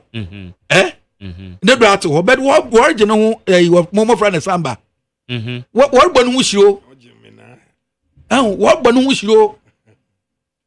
What the be a way of Funodo? What in the Bugom? O Trebum, Obiandu Wechi. Be na bisada bazi, taxes are yen a buying on your fee, fuel, don't know, and a ye crump of it, ye being for the been bomb yet a count. But yet, what would I write about Subada? Why has it? It's every American because of exchange rate, because mind you, fuel on the prices and no exchange rate are one of the major factors. It is abiding to me again, Ramana dollar the buffer ma automatically no about effective fuel prices. Didn't I say no so as anity? Yeah, Mageri NDC Ujayim Mama me MP. Honorable Kesato Force. Me na yako Bishaz secondary school. I didn't see Ayako home come ye na Ayako. Eh? I see what catch here there. What on cocoa bag of Krubiala MPP Akufado, Nimaba Umia, or you can Frata, where Quafun was 3,500. It's a Quafun power Mukro. What bottle way? I bet us walk to the boom. No, I'm not what Bempa, you quite your words can buy then. You quite once a Sabron. Send him the word in Kobuaka broom. This year, Quafu, I don't know what to come on. Want to Munkofi. O Sandan Quafun the ma way fear. Based on the boy, what is someone about to go call Numan? Ah, Wanton. See, Sarah Biako, I bet on pedal or pump or pedal baby feet. In Tahamachi, won bo 4 no 9 na hwem no akosha abam wo hye ho man da bi mpo didi wa abam because e ba oba ba da ka ne yeso e kra so wo gba sesa won da ka sesa won da ka inti boss wa da asakwa na anapa ba anapa ma button dem na ebinom yatete to sande ma waye ma yedi yin dedu akoshe mi no uncle wa ma ya bregu inti mbom wombra no womba pachaw Better say. One pay a chow, Yanni, you want them, 1 pay a chow. I bind the Kawan, you want pay a chow, a bedatum. Never would you know where the watch lecture, man. I brought him on us, on the one bro. My girl, you know what you did to Bama them blow. Sometime I'm before then, should talk. Remember, Baka was a more the mess of Walker and Crahano, dollar, and the walk quarter. What Masu ya Woko said, $1 for the top. Okay. Meda se kwaku no wa ofri adwuma ko anya na CM abato obeso kwaku o se amatra meba ho kwaku na wo se wo kan se ade we be ha be say na one conversation ifa baby amene abranti ya dwene se aban de ka enra na me fin se yewura mahama pese sanitize na me kasa sisi majeri 47 first na me feel ya 1800 sisi me feel ya 1000 so inti koko 7 de enra me frɛ me ma me say me hu se o matu koko no se ampa na so nka nche omun spray so omun na o matu koko inti kwadwubre no na o se frɛ me se ampa na se no mtu na me se o se 1002 o se omo yale 128 cities me go to from my mother o so omo yale na omo 1002 de omo be so omo chese nya no so omo tuma ko kese me dia budget no na me se ni anya maso sa me sire ya me na phone so me se ya na me ka te no nti omo hwe ni ye ade na omo kai no e be affect you nti se omo be ba pontin na omo achirem se bimpa ye hwe se ni omo ya ma dollar no aba for ma be boa baby kakra na so nti na bajari akwa we dey afa mbra kwani opana na me kana if I can get you another time koko na samle die omhu yan command to man sakra kani enka wo ho sa mpo a no mu fin set the time being no because so no mu tum no de asande o makos square zero because say near omo high peak koko no president Abeka Greek minister wa bin pa Eric Opoku Eric Opoku yeah trusted him pa ono so onia TV mi hweye ombusa ni koko nasem ni host ni busa no be twice as 3 times o say na ya ntumu dia anko surprise we dia koko na eye dia so nti eyade a everybody obia omo e wo ye nkra so anticipation here higher omo rushim and omo so say okay obia ni ho ye dollars mo amunim say nya ade no mo anchemu from day one nti aha adwen nti so omo be ba bonten no ma pa ho chewa nya so be mo communicators na breo wo be twa wo sa bed ni wo be kam bie ni ho a ye betio ni wo be kam bie ni ho a Ghana fo betio nti ye ho kakra de eso wo mo jo na kojo Mark beba na gabe na me kan bibi ana other money we are say Mark you see ne ka ho asem nyina and I'll repeat this, let's don't be intellectuals and be dishonest and no mumu book for no see what's in here yewura atofo senka in fact conditional statements no make here and those conditional statements will make here no ekire say cocoa prices no betimi remain at that amount na na ekire say dollar prices no e be remain at that amount but the question you be say we be say cocoa prices e be gina ho na dollar wa high na wo noah wintimi ntu ya wo car fare en free Cape Coast embaha wintimi ntu mo endi asemo other money kasa you see this whole thing about cocoa price, like we said, it depends on the dollar. But I say there nowhere beside question you or say inti supposing so I didn't go and say one more kind of 6,000 no but the young fan say NPP they call 5,000 That's just like this time around. But baby, where I saw the American phone. No, you see this whole. Let's just say no. Not nanka. No, now be some Yeah, and then because let's just say no. The ban is this time nanka explanation. Being na Dr. Keslo to force. Your friend say Honorable Rick Opoku, and one man ye advocates. What? Then I cannot catch it. And yeah, can say. Yeah, happy say dollar na akọ from man say you happy. Oh yeah. I send the cash price. Yes, are we happy? Price, Are we happy? Yeah. No, me ba.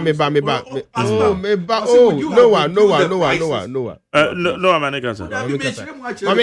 What Manikasa Nebia and Yanni Nado Betty Jerome Nomina Minya Woma. Not Babisa Jerome Mitio. The price, you are happy that the dollar price is down. True of us. Once you are happy, say dollar price no down, it will definitely influence the prices of exports. And they say yes here. So cocoa farmer no, so kabet behind your 6,000 na nanka dollar price in a big now. Then you agree to buy rice, oil for that amount and now turn MPP time. No. And then who come marketer oil now turn 10 million and now turn 600 Ghana cedis. That means cocoa farmer now will say or no one farm dollar and tomolino. Seed now to tomolino. Yeah, I mean oil no. Ya crafting infa. Oh yeah oil krum ha. Ajungu ben. Ajungu ben awo ye. Fried oil would na ajungu. Cocoa farmer dey fried oil. Cocoa farmer no dey fried oil. And the price mama say we reduce the price of fried oil no amount. So now the price of more oil form. The price of oil no oil form. Even can now would be cocoa na free bush or abra krom no. And one casano crown, what reduce fuel price in Amao. Nina Muno, and can say the price of cocoa no, so, but what increasing the prices of cocoa per bag. Oh, but whatever it is, there's an increment. There's an increment of the cocoa prices. With the incentive, that benefits now 1 year, what's the increment as I'm This is what we are talking about. Benefit. Now benefit now making kind of one. It is not there. That's why I'm saying you still speak like you are still campaigning. No. The benefit is that benefits. No, say my sanity. I feel on my chance. Even aside from that, I feel on my chance. The statement you're making in there with all the benefits now. Aside from that, aside from that, speak now, have you awarded any scholarship? And that's it's in the process. That's the process. Mageri, with them money. The oil price now come from the fuel price now come from is to whose benefit? Fuel price money no. Oh, the fuel price is come from. I come from it's to whose benefit? It's to the farmers' benefit too, right? Inti eduane bona ekoko from no so na wo Mageri wo kan no asem wo radio ha anopaya anaju esu was aka ho asem no. It goes to the benefit of the cocoa farmer. So when you now cost so aye kaka ho asem, it is at the benefit of the cocoa farmer and myself and you. Will you choose? Of course, we want cocoa. But you're dealing with many things that dollar influences on your money. Even the fuel, dollar influences the fuel, like you mentioned. So if you think that the dollar should continue to maintain that way, and say, why did they sack you from government? Because one of the reasons was that dollar prices was high. Exchange rate high. That was one of the reasons almost sack you. One of the reasons they sacked you from being in government was that Dr. Baumieka said, Obaba share dollar and amana so dollar na honde. You go share not dollar for 17 Ghana cedis. So that is what that is what we are talking about. Now, which means that the dollar is a very important commodity.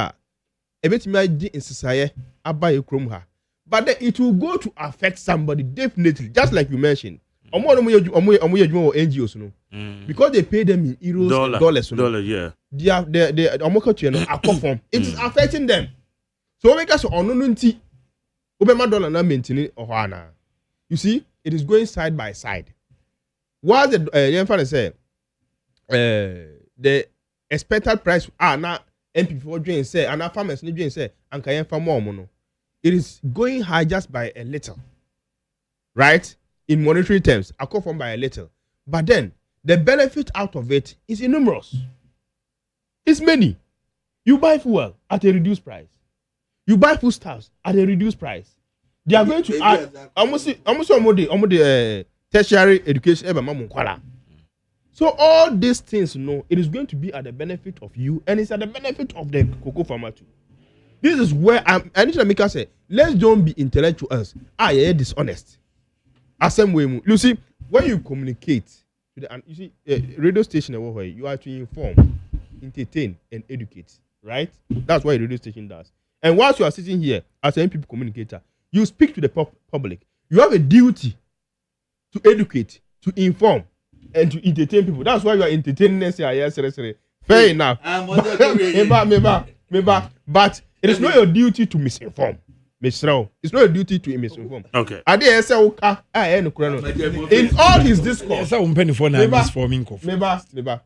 In all his discourse, once you know obeka dollar now, obeka no kura in relation to dollar now, the price of cocoa cannot also the dollar now the price of cocoa cannot go up. He was afraid to touch on that. Now piano koho. Now piano koho. Not person obeka ho asem. Because he knows that honestly, and from where he comes from, under his educational background, he knows that once the dollar is reducing, the cocoa farmer is expected not to get an increment in the price of cocoa. But then, Abai Papa I was to know. Omo manage as the 128 Ghana cedis. Aka cocoa price no. No, what it was supposed to be in say Anke say Anke say the price of cocoa no is come from feather.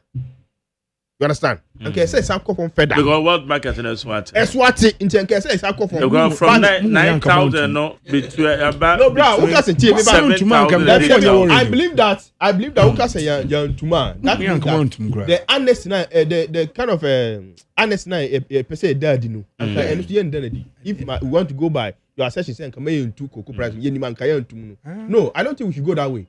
Even if it is 50 pesos that we are supposed to put on cocoa price, at least a better some cost to be out of it.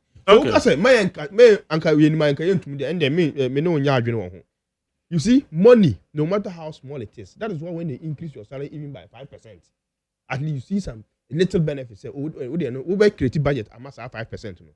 So the cocoa farmer, even though it is, you see, even though it is small, as they say it is small, but then inwardly, they still appreciate the fact that there's an increment in the price of cocoa.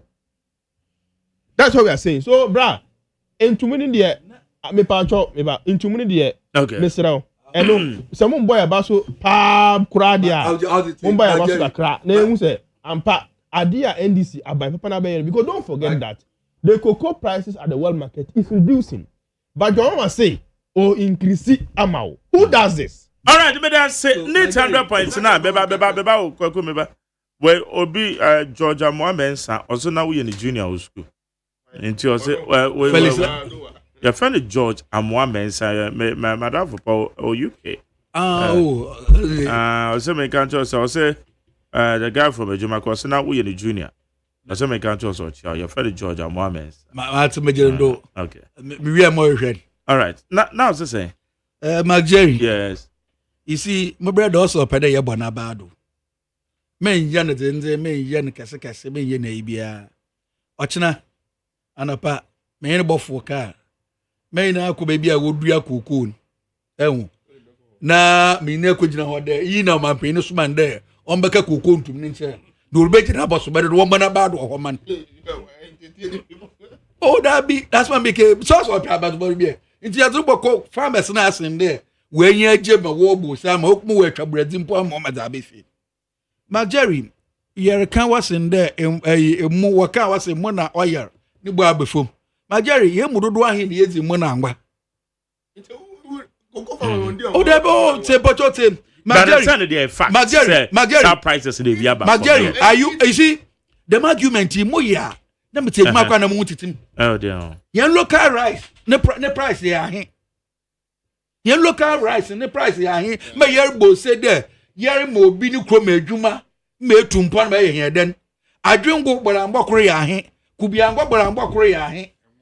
And go but I'm Bokrea, he's on me. America Majay, my man, trying there. You had to know why I am. You had to know why I am.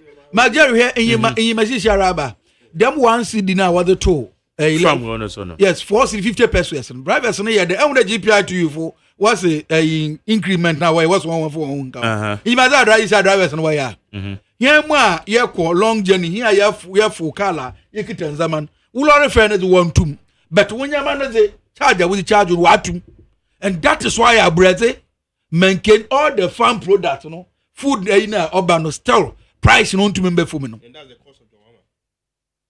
But that's American answer. No. Them once 40-50 pesos no bad. I'm a message if I drive a guitar there. But some mark can get me base and capita bread. Comes my bro, but bread or do no. Sika will be German or me passenger. That is what the reality happening. One was one fan to passengers. And in there, do baby, I do tax on refana. So big Kitanyama or your Mokitanaman. Danda, one Kitarina. I shall set album of one. My bread, the young boy saved the way. Now, what else would they want to cry? Or more 120 gunners in our catcher and there. 120 Yankobosi. My Jerry, ya man, your fool. Na Emmy, Mumbompa there, one say your mind. Naminya Kwami Fembejetum. All the babies, all the catch me for free exercises in Yaguma. This is a this Kaka was $1, Kaka was $1, Kaka was a gold board. And was here what I question gold board. I'm on 2 Kugalam say. It can't was $1, can't was $1. No make catch all there. Yeah, and Mukromia Tom Barna Chinam. Mwana China for $1 too. And Kadokon, Nana, you do baby. You're journalist who won't cry ha. What's the Dokon Nachinam Bejina TV, Doka or Dokon or Yadam, and that pan on the bar, and I said Dokon. Messenger Dokon. And that Dokon Korea. And that Dokon Wabana. And the Wabba Dokin trees is way. What about Dokon trees is way? Oh, no, well, between 5 and 7 cities. No, a patch of the young folk are 50 cities, young quarter of 3 cities. That be messy. Cocomelem Hela, Cocomel Dano, Miracle TV, Cocomel Muduana Patutu, if you are Bocomadam. It's Minja beside Doconoco, Mamma Nocunia. The young one was what $1 Mamma no can crime be Mentase. The Musha name or they can cry. Most of that Hotala Benjamin Docon, men do a home put them with the grind. Docon and the Wapper Docona. It's in the maybe a home. Woman young jai politics now as yet. Oh, the moment it's about Academy after Ibanasumo. Sisiara, or Kutun work with the Mokoma, it's not inferior to air conditioning. Best I'll pay you what people be married up. Nina, the inferior to. Okay. It's my Jerry, Mammy make a question there. Mammy can see there. Oh, yeah, and that now was the budget to me. No more on around for Dan yet. And that Mr. Dam will share all the news portal. And you know, you see on our cocoa board, you know, he's a media person.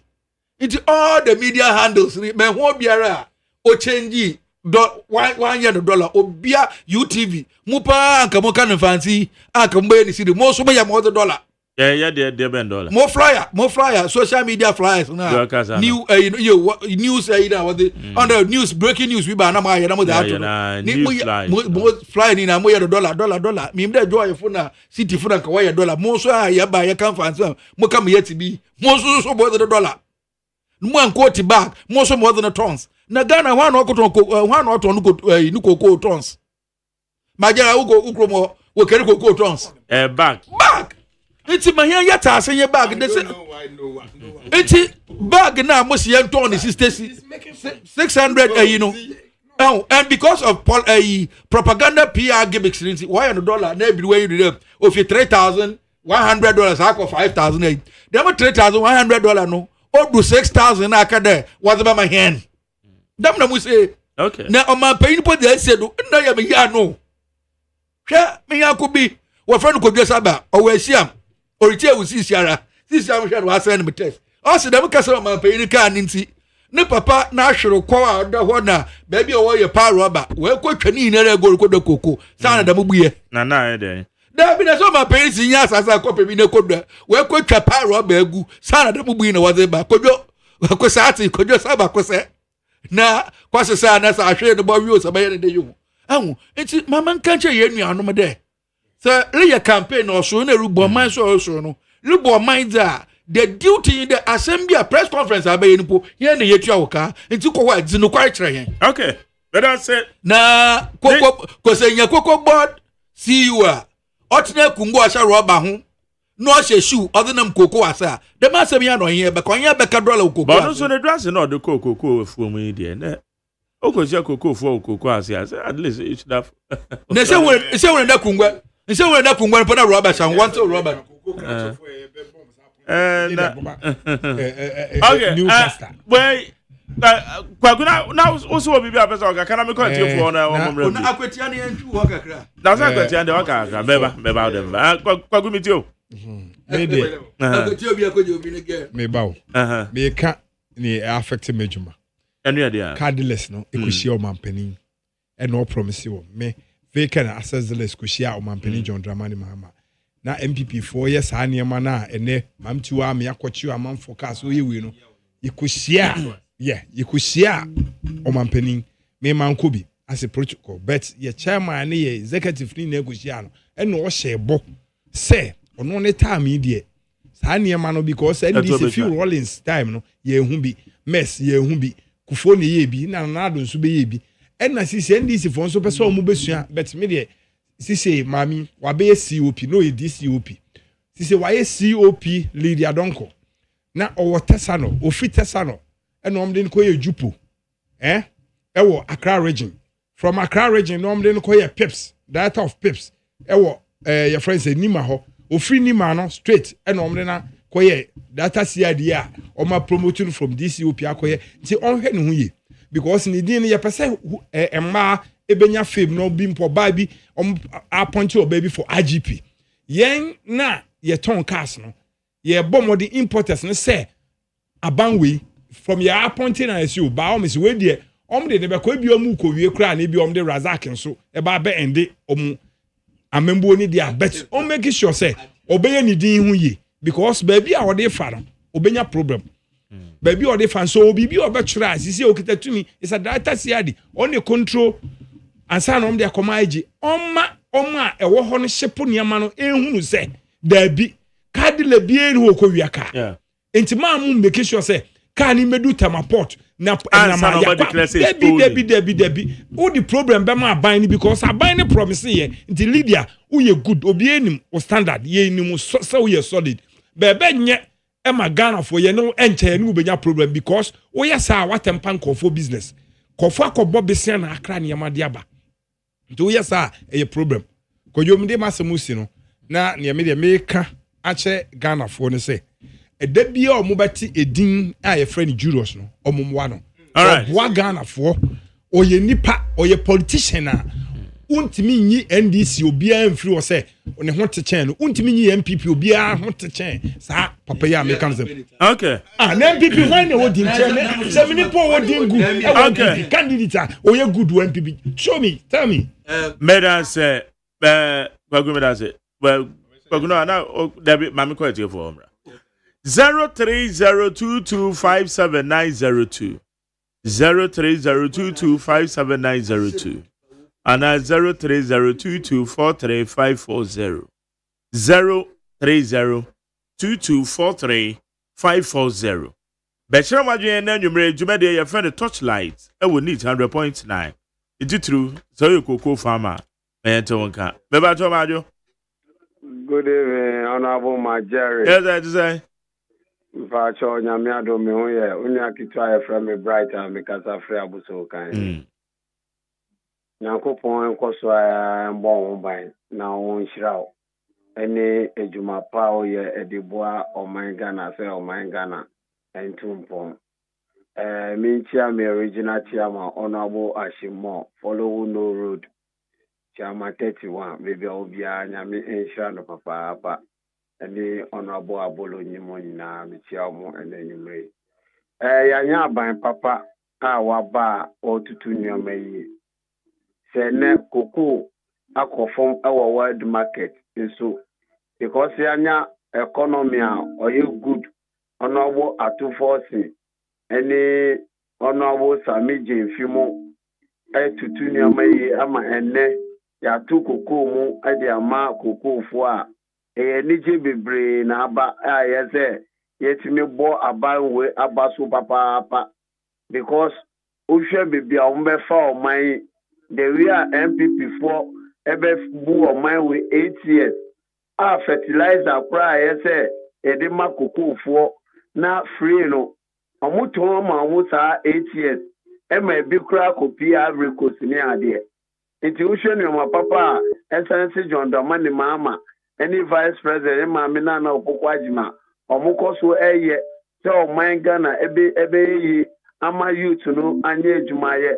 wohwɛ nneɛma bebree ɛna ɔmo de ago akwan mu a ɛkɔ so ɛna amene woka sɛ wokɔ Tema Port a 24-hour economy no asate ɛyɛ adwuma wɔ hɔnom wokɔ Lancers office a ɛgu so ɛyɛ adwuma ɛwɔ hɔnom TDC papa na ɔwɔ hɔnom no Makafiu no nepɛku ɔbɔ no ho mmɔden bɔ papaapa ama bibia ɛkɔ yie tiɛmfa mpabɔ ɛnta ɔmo akyi na akotia seat ni deɛ ɛyɛ den a NDC ɛbɛfa saa seat no ɛde aka yɛ seat meda se mame fa foforo meba to majo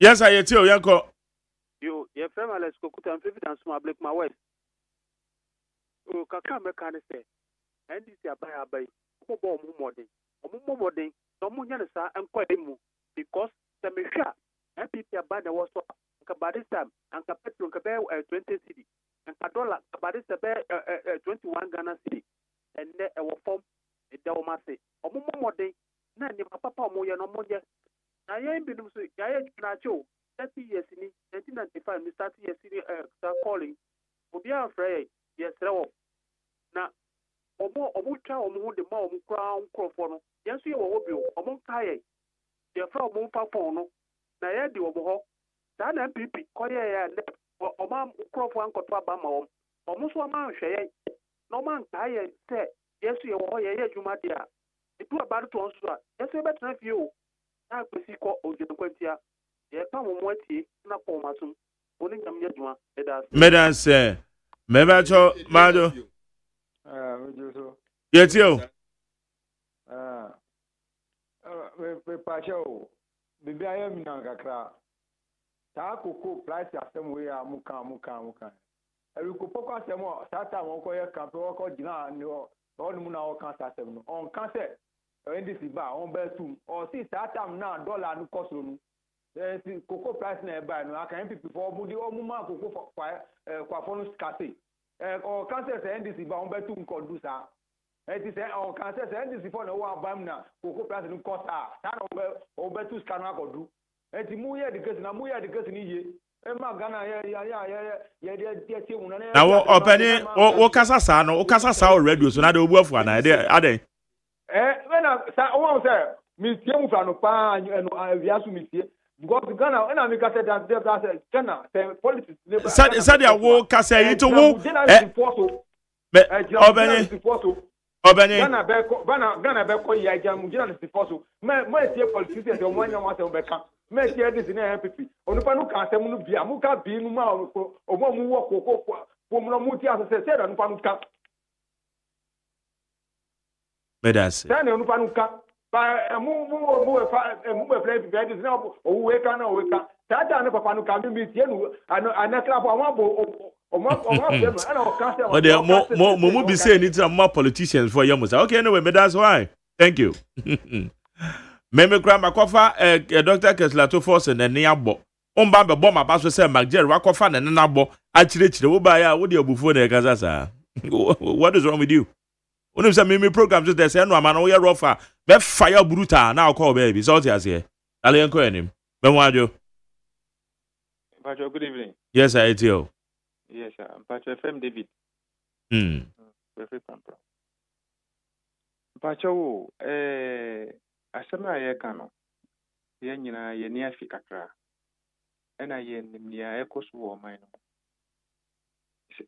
MPP ni na owo na okasa mi papa oye okuyeni nti NDC time nneɛma a NDC for Emma farmers no MPP for Baba no mo nyima saa nneɛma enti no ne ɔka wɔ hɔ no mpakyɛw ɛyɛ a no waka kyerɛ sɛ ɔnkae maybe atwe no mfa compare MPP aban ɔbɛhu sɛ na ɛsiti nti Mr. Onyambe sɛ uma mama na so ntiri sɛ yɛ cocoa farmers no mo pɛ draw be a friend confido 200 ma cocoa so pa ma yi we no seed net na ti ye pesa do no enti onko tobi aban ko tobi njeje ma mo ye pe na ma cocoa no so na cocoa abamo mate meda say mama fa we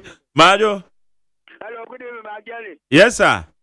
Yeah, don't want to say any juma muje unia omega kan go south ni yo kakra me kan say am say yenu anu MP before there abato no mulusu ni still that's wo mo ni so na ade na akoba sari na ye exchange rate no na exchange rate ni so buy no ama eno na nam so apatro any bibia so ate no e si say ama yenu anu so omokra enyoma eba no wo mo nso omokoba edipu ti adanse se omunya mfaso wo so enti de ati ye nyina besom saa na emrepa ekọ na nim no enyoma ye yi so antu popro baba enti e be sere mpi before se omude omunya abotre na omunje hye omu party ni mu se rika na omutu na no odin na omukọ opposition enche bia anti omunya abotre bibia ba ye fine ye da omampan na ase se nyoma bibia hye fine ye da na ase omunyire omu na mum sika ne mra system ni de be ya wo so ton wa da ubenya kakra atu botu me fa cho me nchia me MP ene adoma ko e wo okan ko south ene beta akra meyo me che o mo pa Medas beba cho majo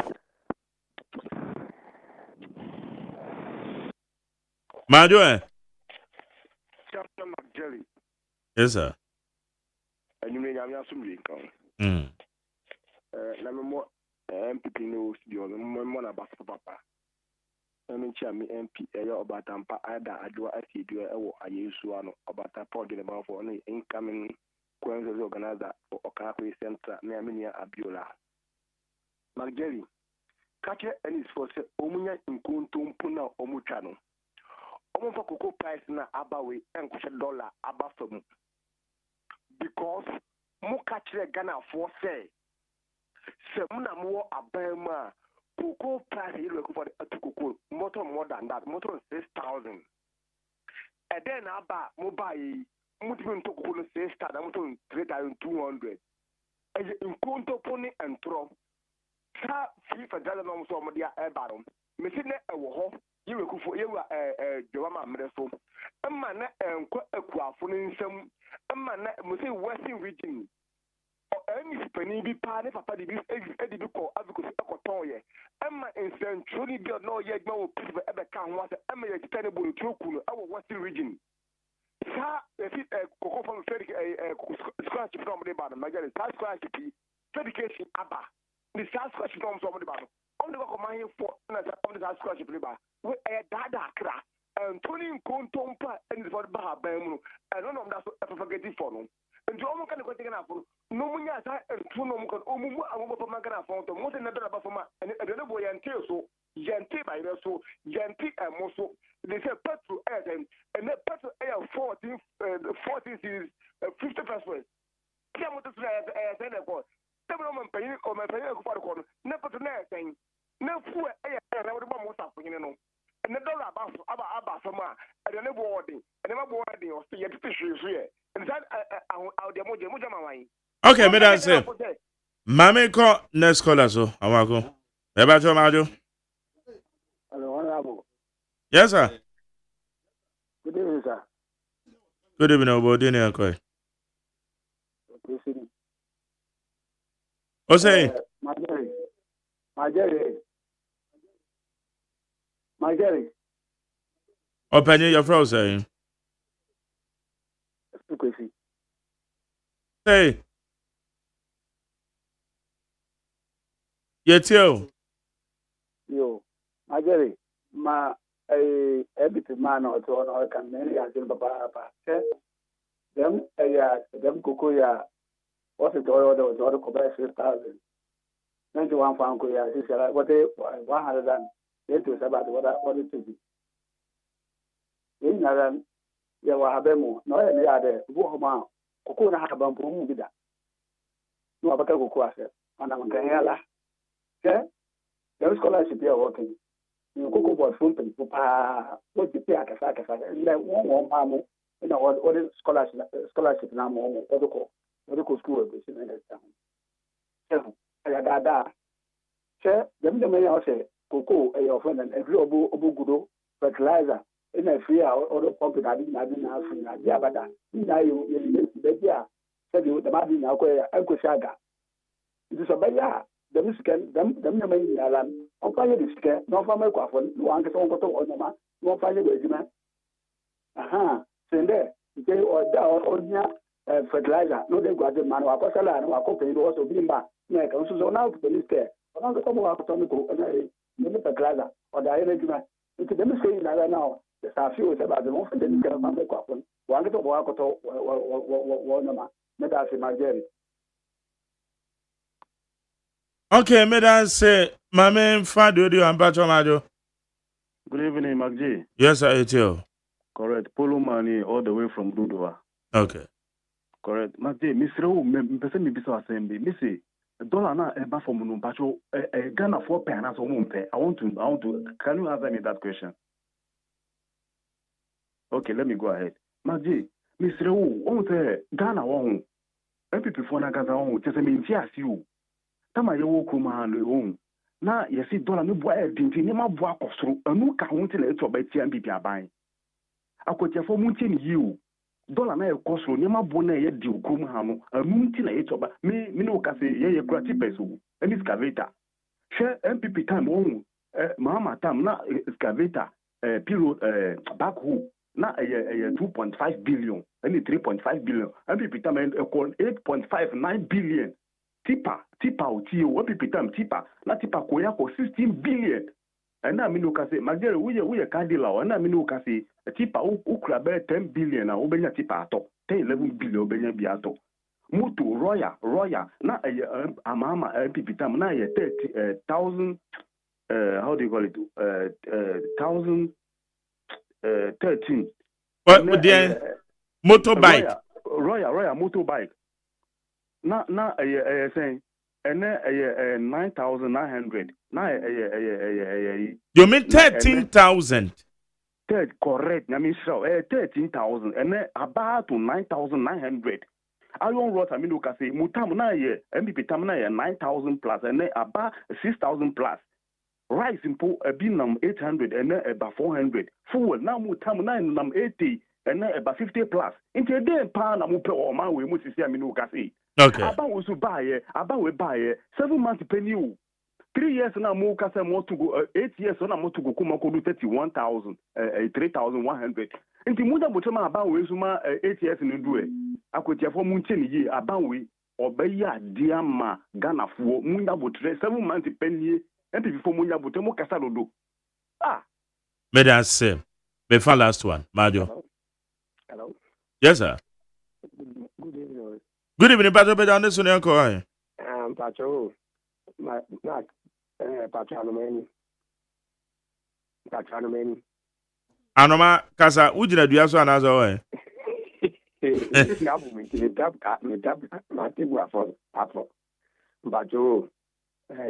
My Mac, with a no cast of the watching there $50,000.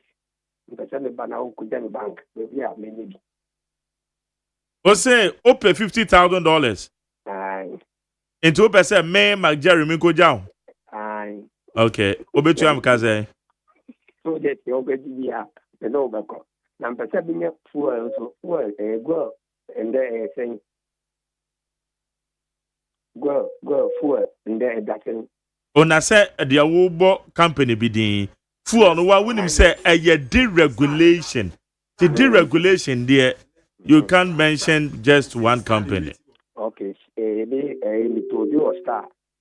1399. What's a star? Star. 13. 13 year diesel. If it start diesel, no create no 13 no. 13.99. Okay, Martin Medasi. Ochina me sure nim tifa. We see Canada and Uncle Pesa $50,000 and then when you am why. That's you, Baba. The Aka Kennedy. That's it. Okay, you. All right, whereas when I need 100.3 to be the friend Torchlight to be our free be I that say. Say was over free. I'm at last comment in Uncle. Magere. Yes. You see, me tie callers no. Which means say they are very descending. And most times this is what makes a communication is simple for us. Yeah, $1 who are some you na they compare cocoa prices no. Which means say amount for be bar no more can sema.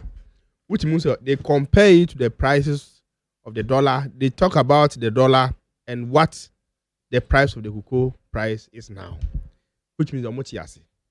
And I'm happy that the policies are able to roll out no.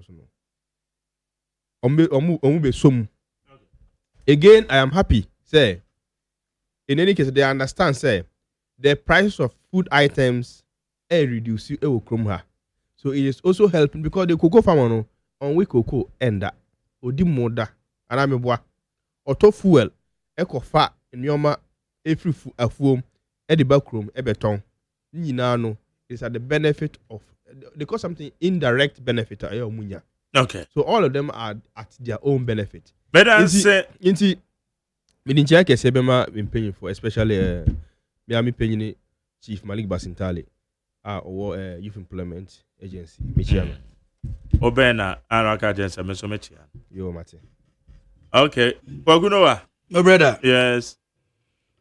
Time 1 minute. My brother. Me time aso yanko.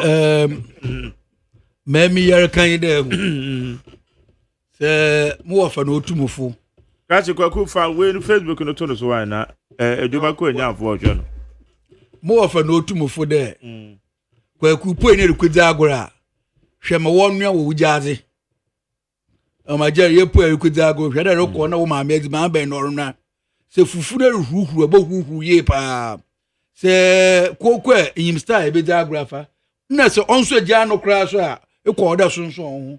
And this year can be a was $1 abefom. Ma ka cho da mi adwuma ko na mowan. Tako memfa $1 to. Muto twiye memfa $1 to. Ambedwiri di memfa $1 to. Nti what $1 abefom. Na wa wo gba wo share no so wontum mpon. Na wontum so mbepa ho kyawa. Moina. Ko so ebe. Your friend Sabi. One no wa kwotba mo agin $1 da. Enti what $1 abefom abefom. But $1 na abefom no. Majeri Milo. Ye ka koku asmu. Milo mpo nda na bo da he. Milo chance ko no bo da he. Nzama na wa ka no bo ka wa so emu na ngwa. Ade ba ko a me monitor ne se enoma na yeye wo oman ni mu no. Se enoma na prices ne de enkofom. Beautiful. De aye krade ba no. Enoma ye krade ba no mu no e na the prices. Nti akofom. Nti ya wo oman ni mu no. Ya chandar. Ya shai ma mansan na ya shuye mutam. Awu da so candle abon da candle order but ahoma na ode no mu no ma candle ya candle. Bo no so ye den oresa. Okay. It's in there no minian ma word or mo. Ma wa NDC for catch mo de bunja amono to do because mo na wo here. O say $1 abefom. Ya be kra mo aba. Minian no ma mori adwungo ma mo ye kubiangwa. Ma mo ye ngozo ni naze. Ya time aso yanko. Na ya be hye Mageri. Da mo nkomoi. Mo ye nta ye nzinin kran bebre ya mo fe san fom. Na mo fa nko ho a wokita sekan na aso na awodere do no. Ni won bisa won there. 120 128 say enu wo hwe nkoja asasa. All right, me that say kwakutate mira yanko mira me de ne me dwen ne say omampanin ko mu hia no parliament manolity ne mfre no ade wi o de gogoro Omampani don't want to mean friend no aju minister. Minister be wona say Omampani ye frɛ bibi ni ye to nsa frɛ no. Oh there be. Omampani dey yem friend. Omampani unless o must nation address. Omampani owo parliament baby ogina bi otimi ye the press conference otimi kasa. On kasa wo seat of the presidency jubri no ma akuafo ni ntia sese ebi mba ate se baby akoko wo kase ti se hwiwa na okan. On promise say koko headquarters na wo kosi Olegon no munyansi bi kwa akosi wa ha enti ni nyina ahye wo sika nimbi na ombra from ni omonkasa say ebi aka wo 3 years mu no na ade akoba 4,000 kra bet majere serious o ebe afatu ombe so mu defend but no mo shenkofo abufu this issue share won't mean defend because baby ade ni free ni se ne mo kanto akuafo ni tim no eso say ye businessman na ani o makasa o uni akuafo adi nnuane ne ade ne ba oman nim no na amne o makasa nti Omampani pe we se means a ono akasa beje sit se o kasa kire Ghana fo na o mate o mase ebi kra eduro no om di bokokos ne hiom se om sika se ye de be share fertilizer ma na we ye be man bibi yo hu na nya sa masa akwa modern kotu kokobodi onu ani mu bio say yeah kasadia but I know the price and the on the only because your committee are your price akwa go betama so aha made to be dey say we say eyimeda eyi asa no wo botumpo san ko boka ko twa video we advert wo ho me ba cho aha made to be dey say me dey the back Jerusalem Alex Kwaku Tete founder leader the mass citizen I Ghana city oba ha na Kwaku Noah Ono so Ejumaku enya de see about to person so odo free by a member of the MPP communication team. Amantana Bashiru. Ono so a member of the NDC National Communication Bureau. What me be come here. Me sorry. Ono so bo free bole bamboya. Say how. Malik Basintele. Say data of free Savannah but say near upon the engineer there she has Amantana. Say ono so wa be coming from Bole. Said the Wabani say, it's not a catch or say, catch a bazit Elizabethiano. Hayana, but the chance yet, our back on your just around now to okay, we did the back Jerry say, Ajama, the best show, China, or Ghana Muntia, so the super duper morning show.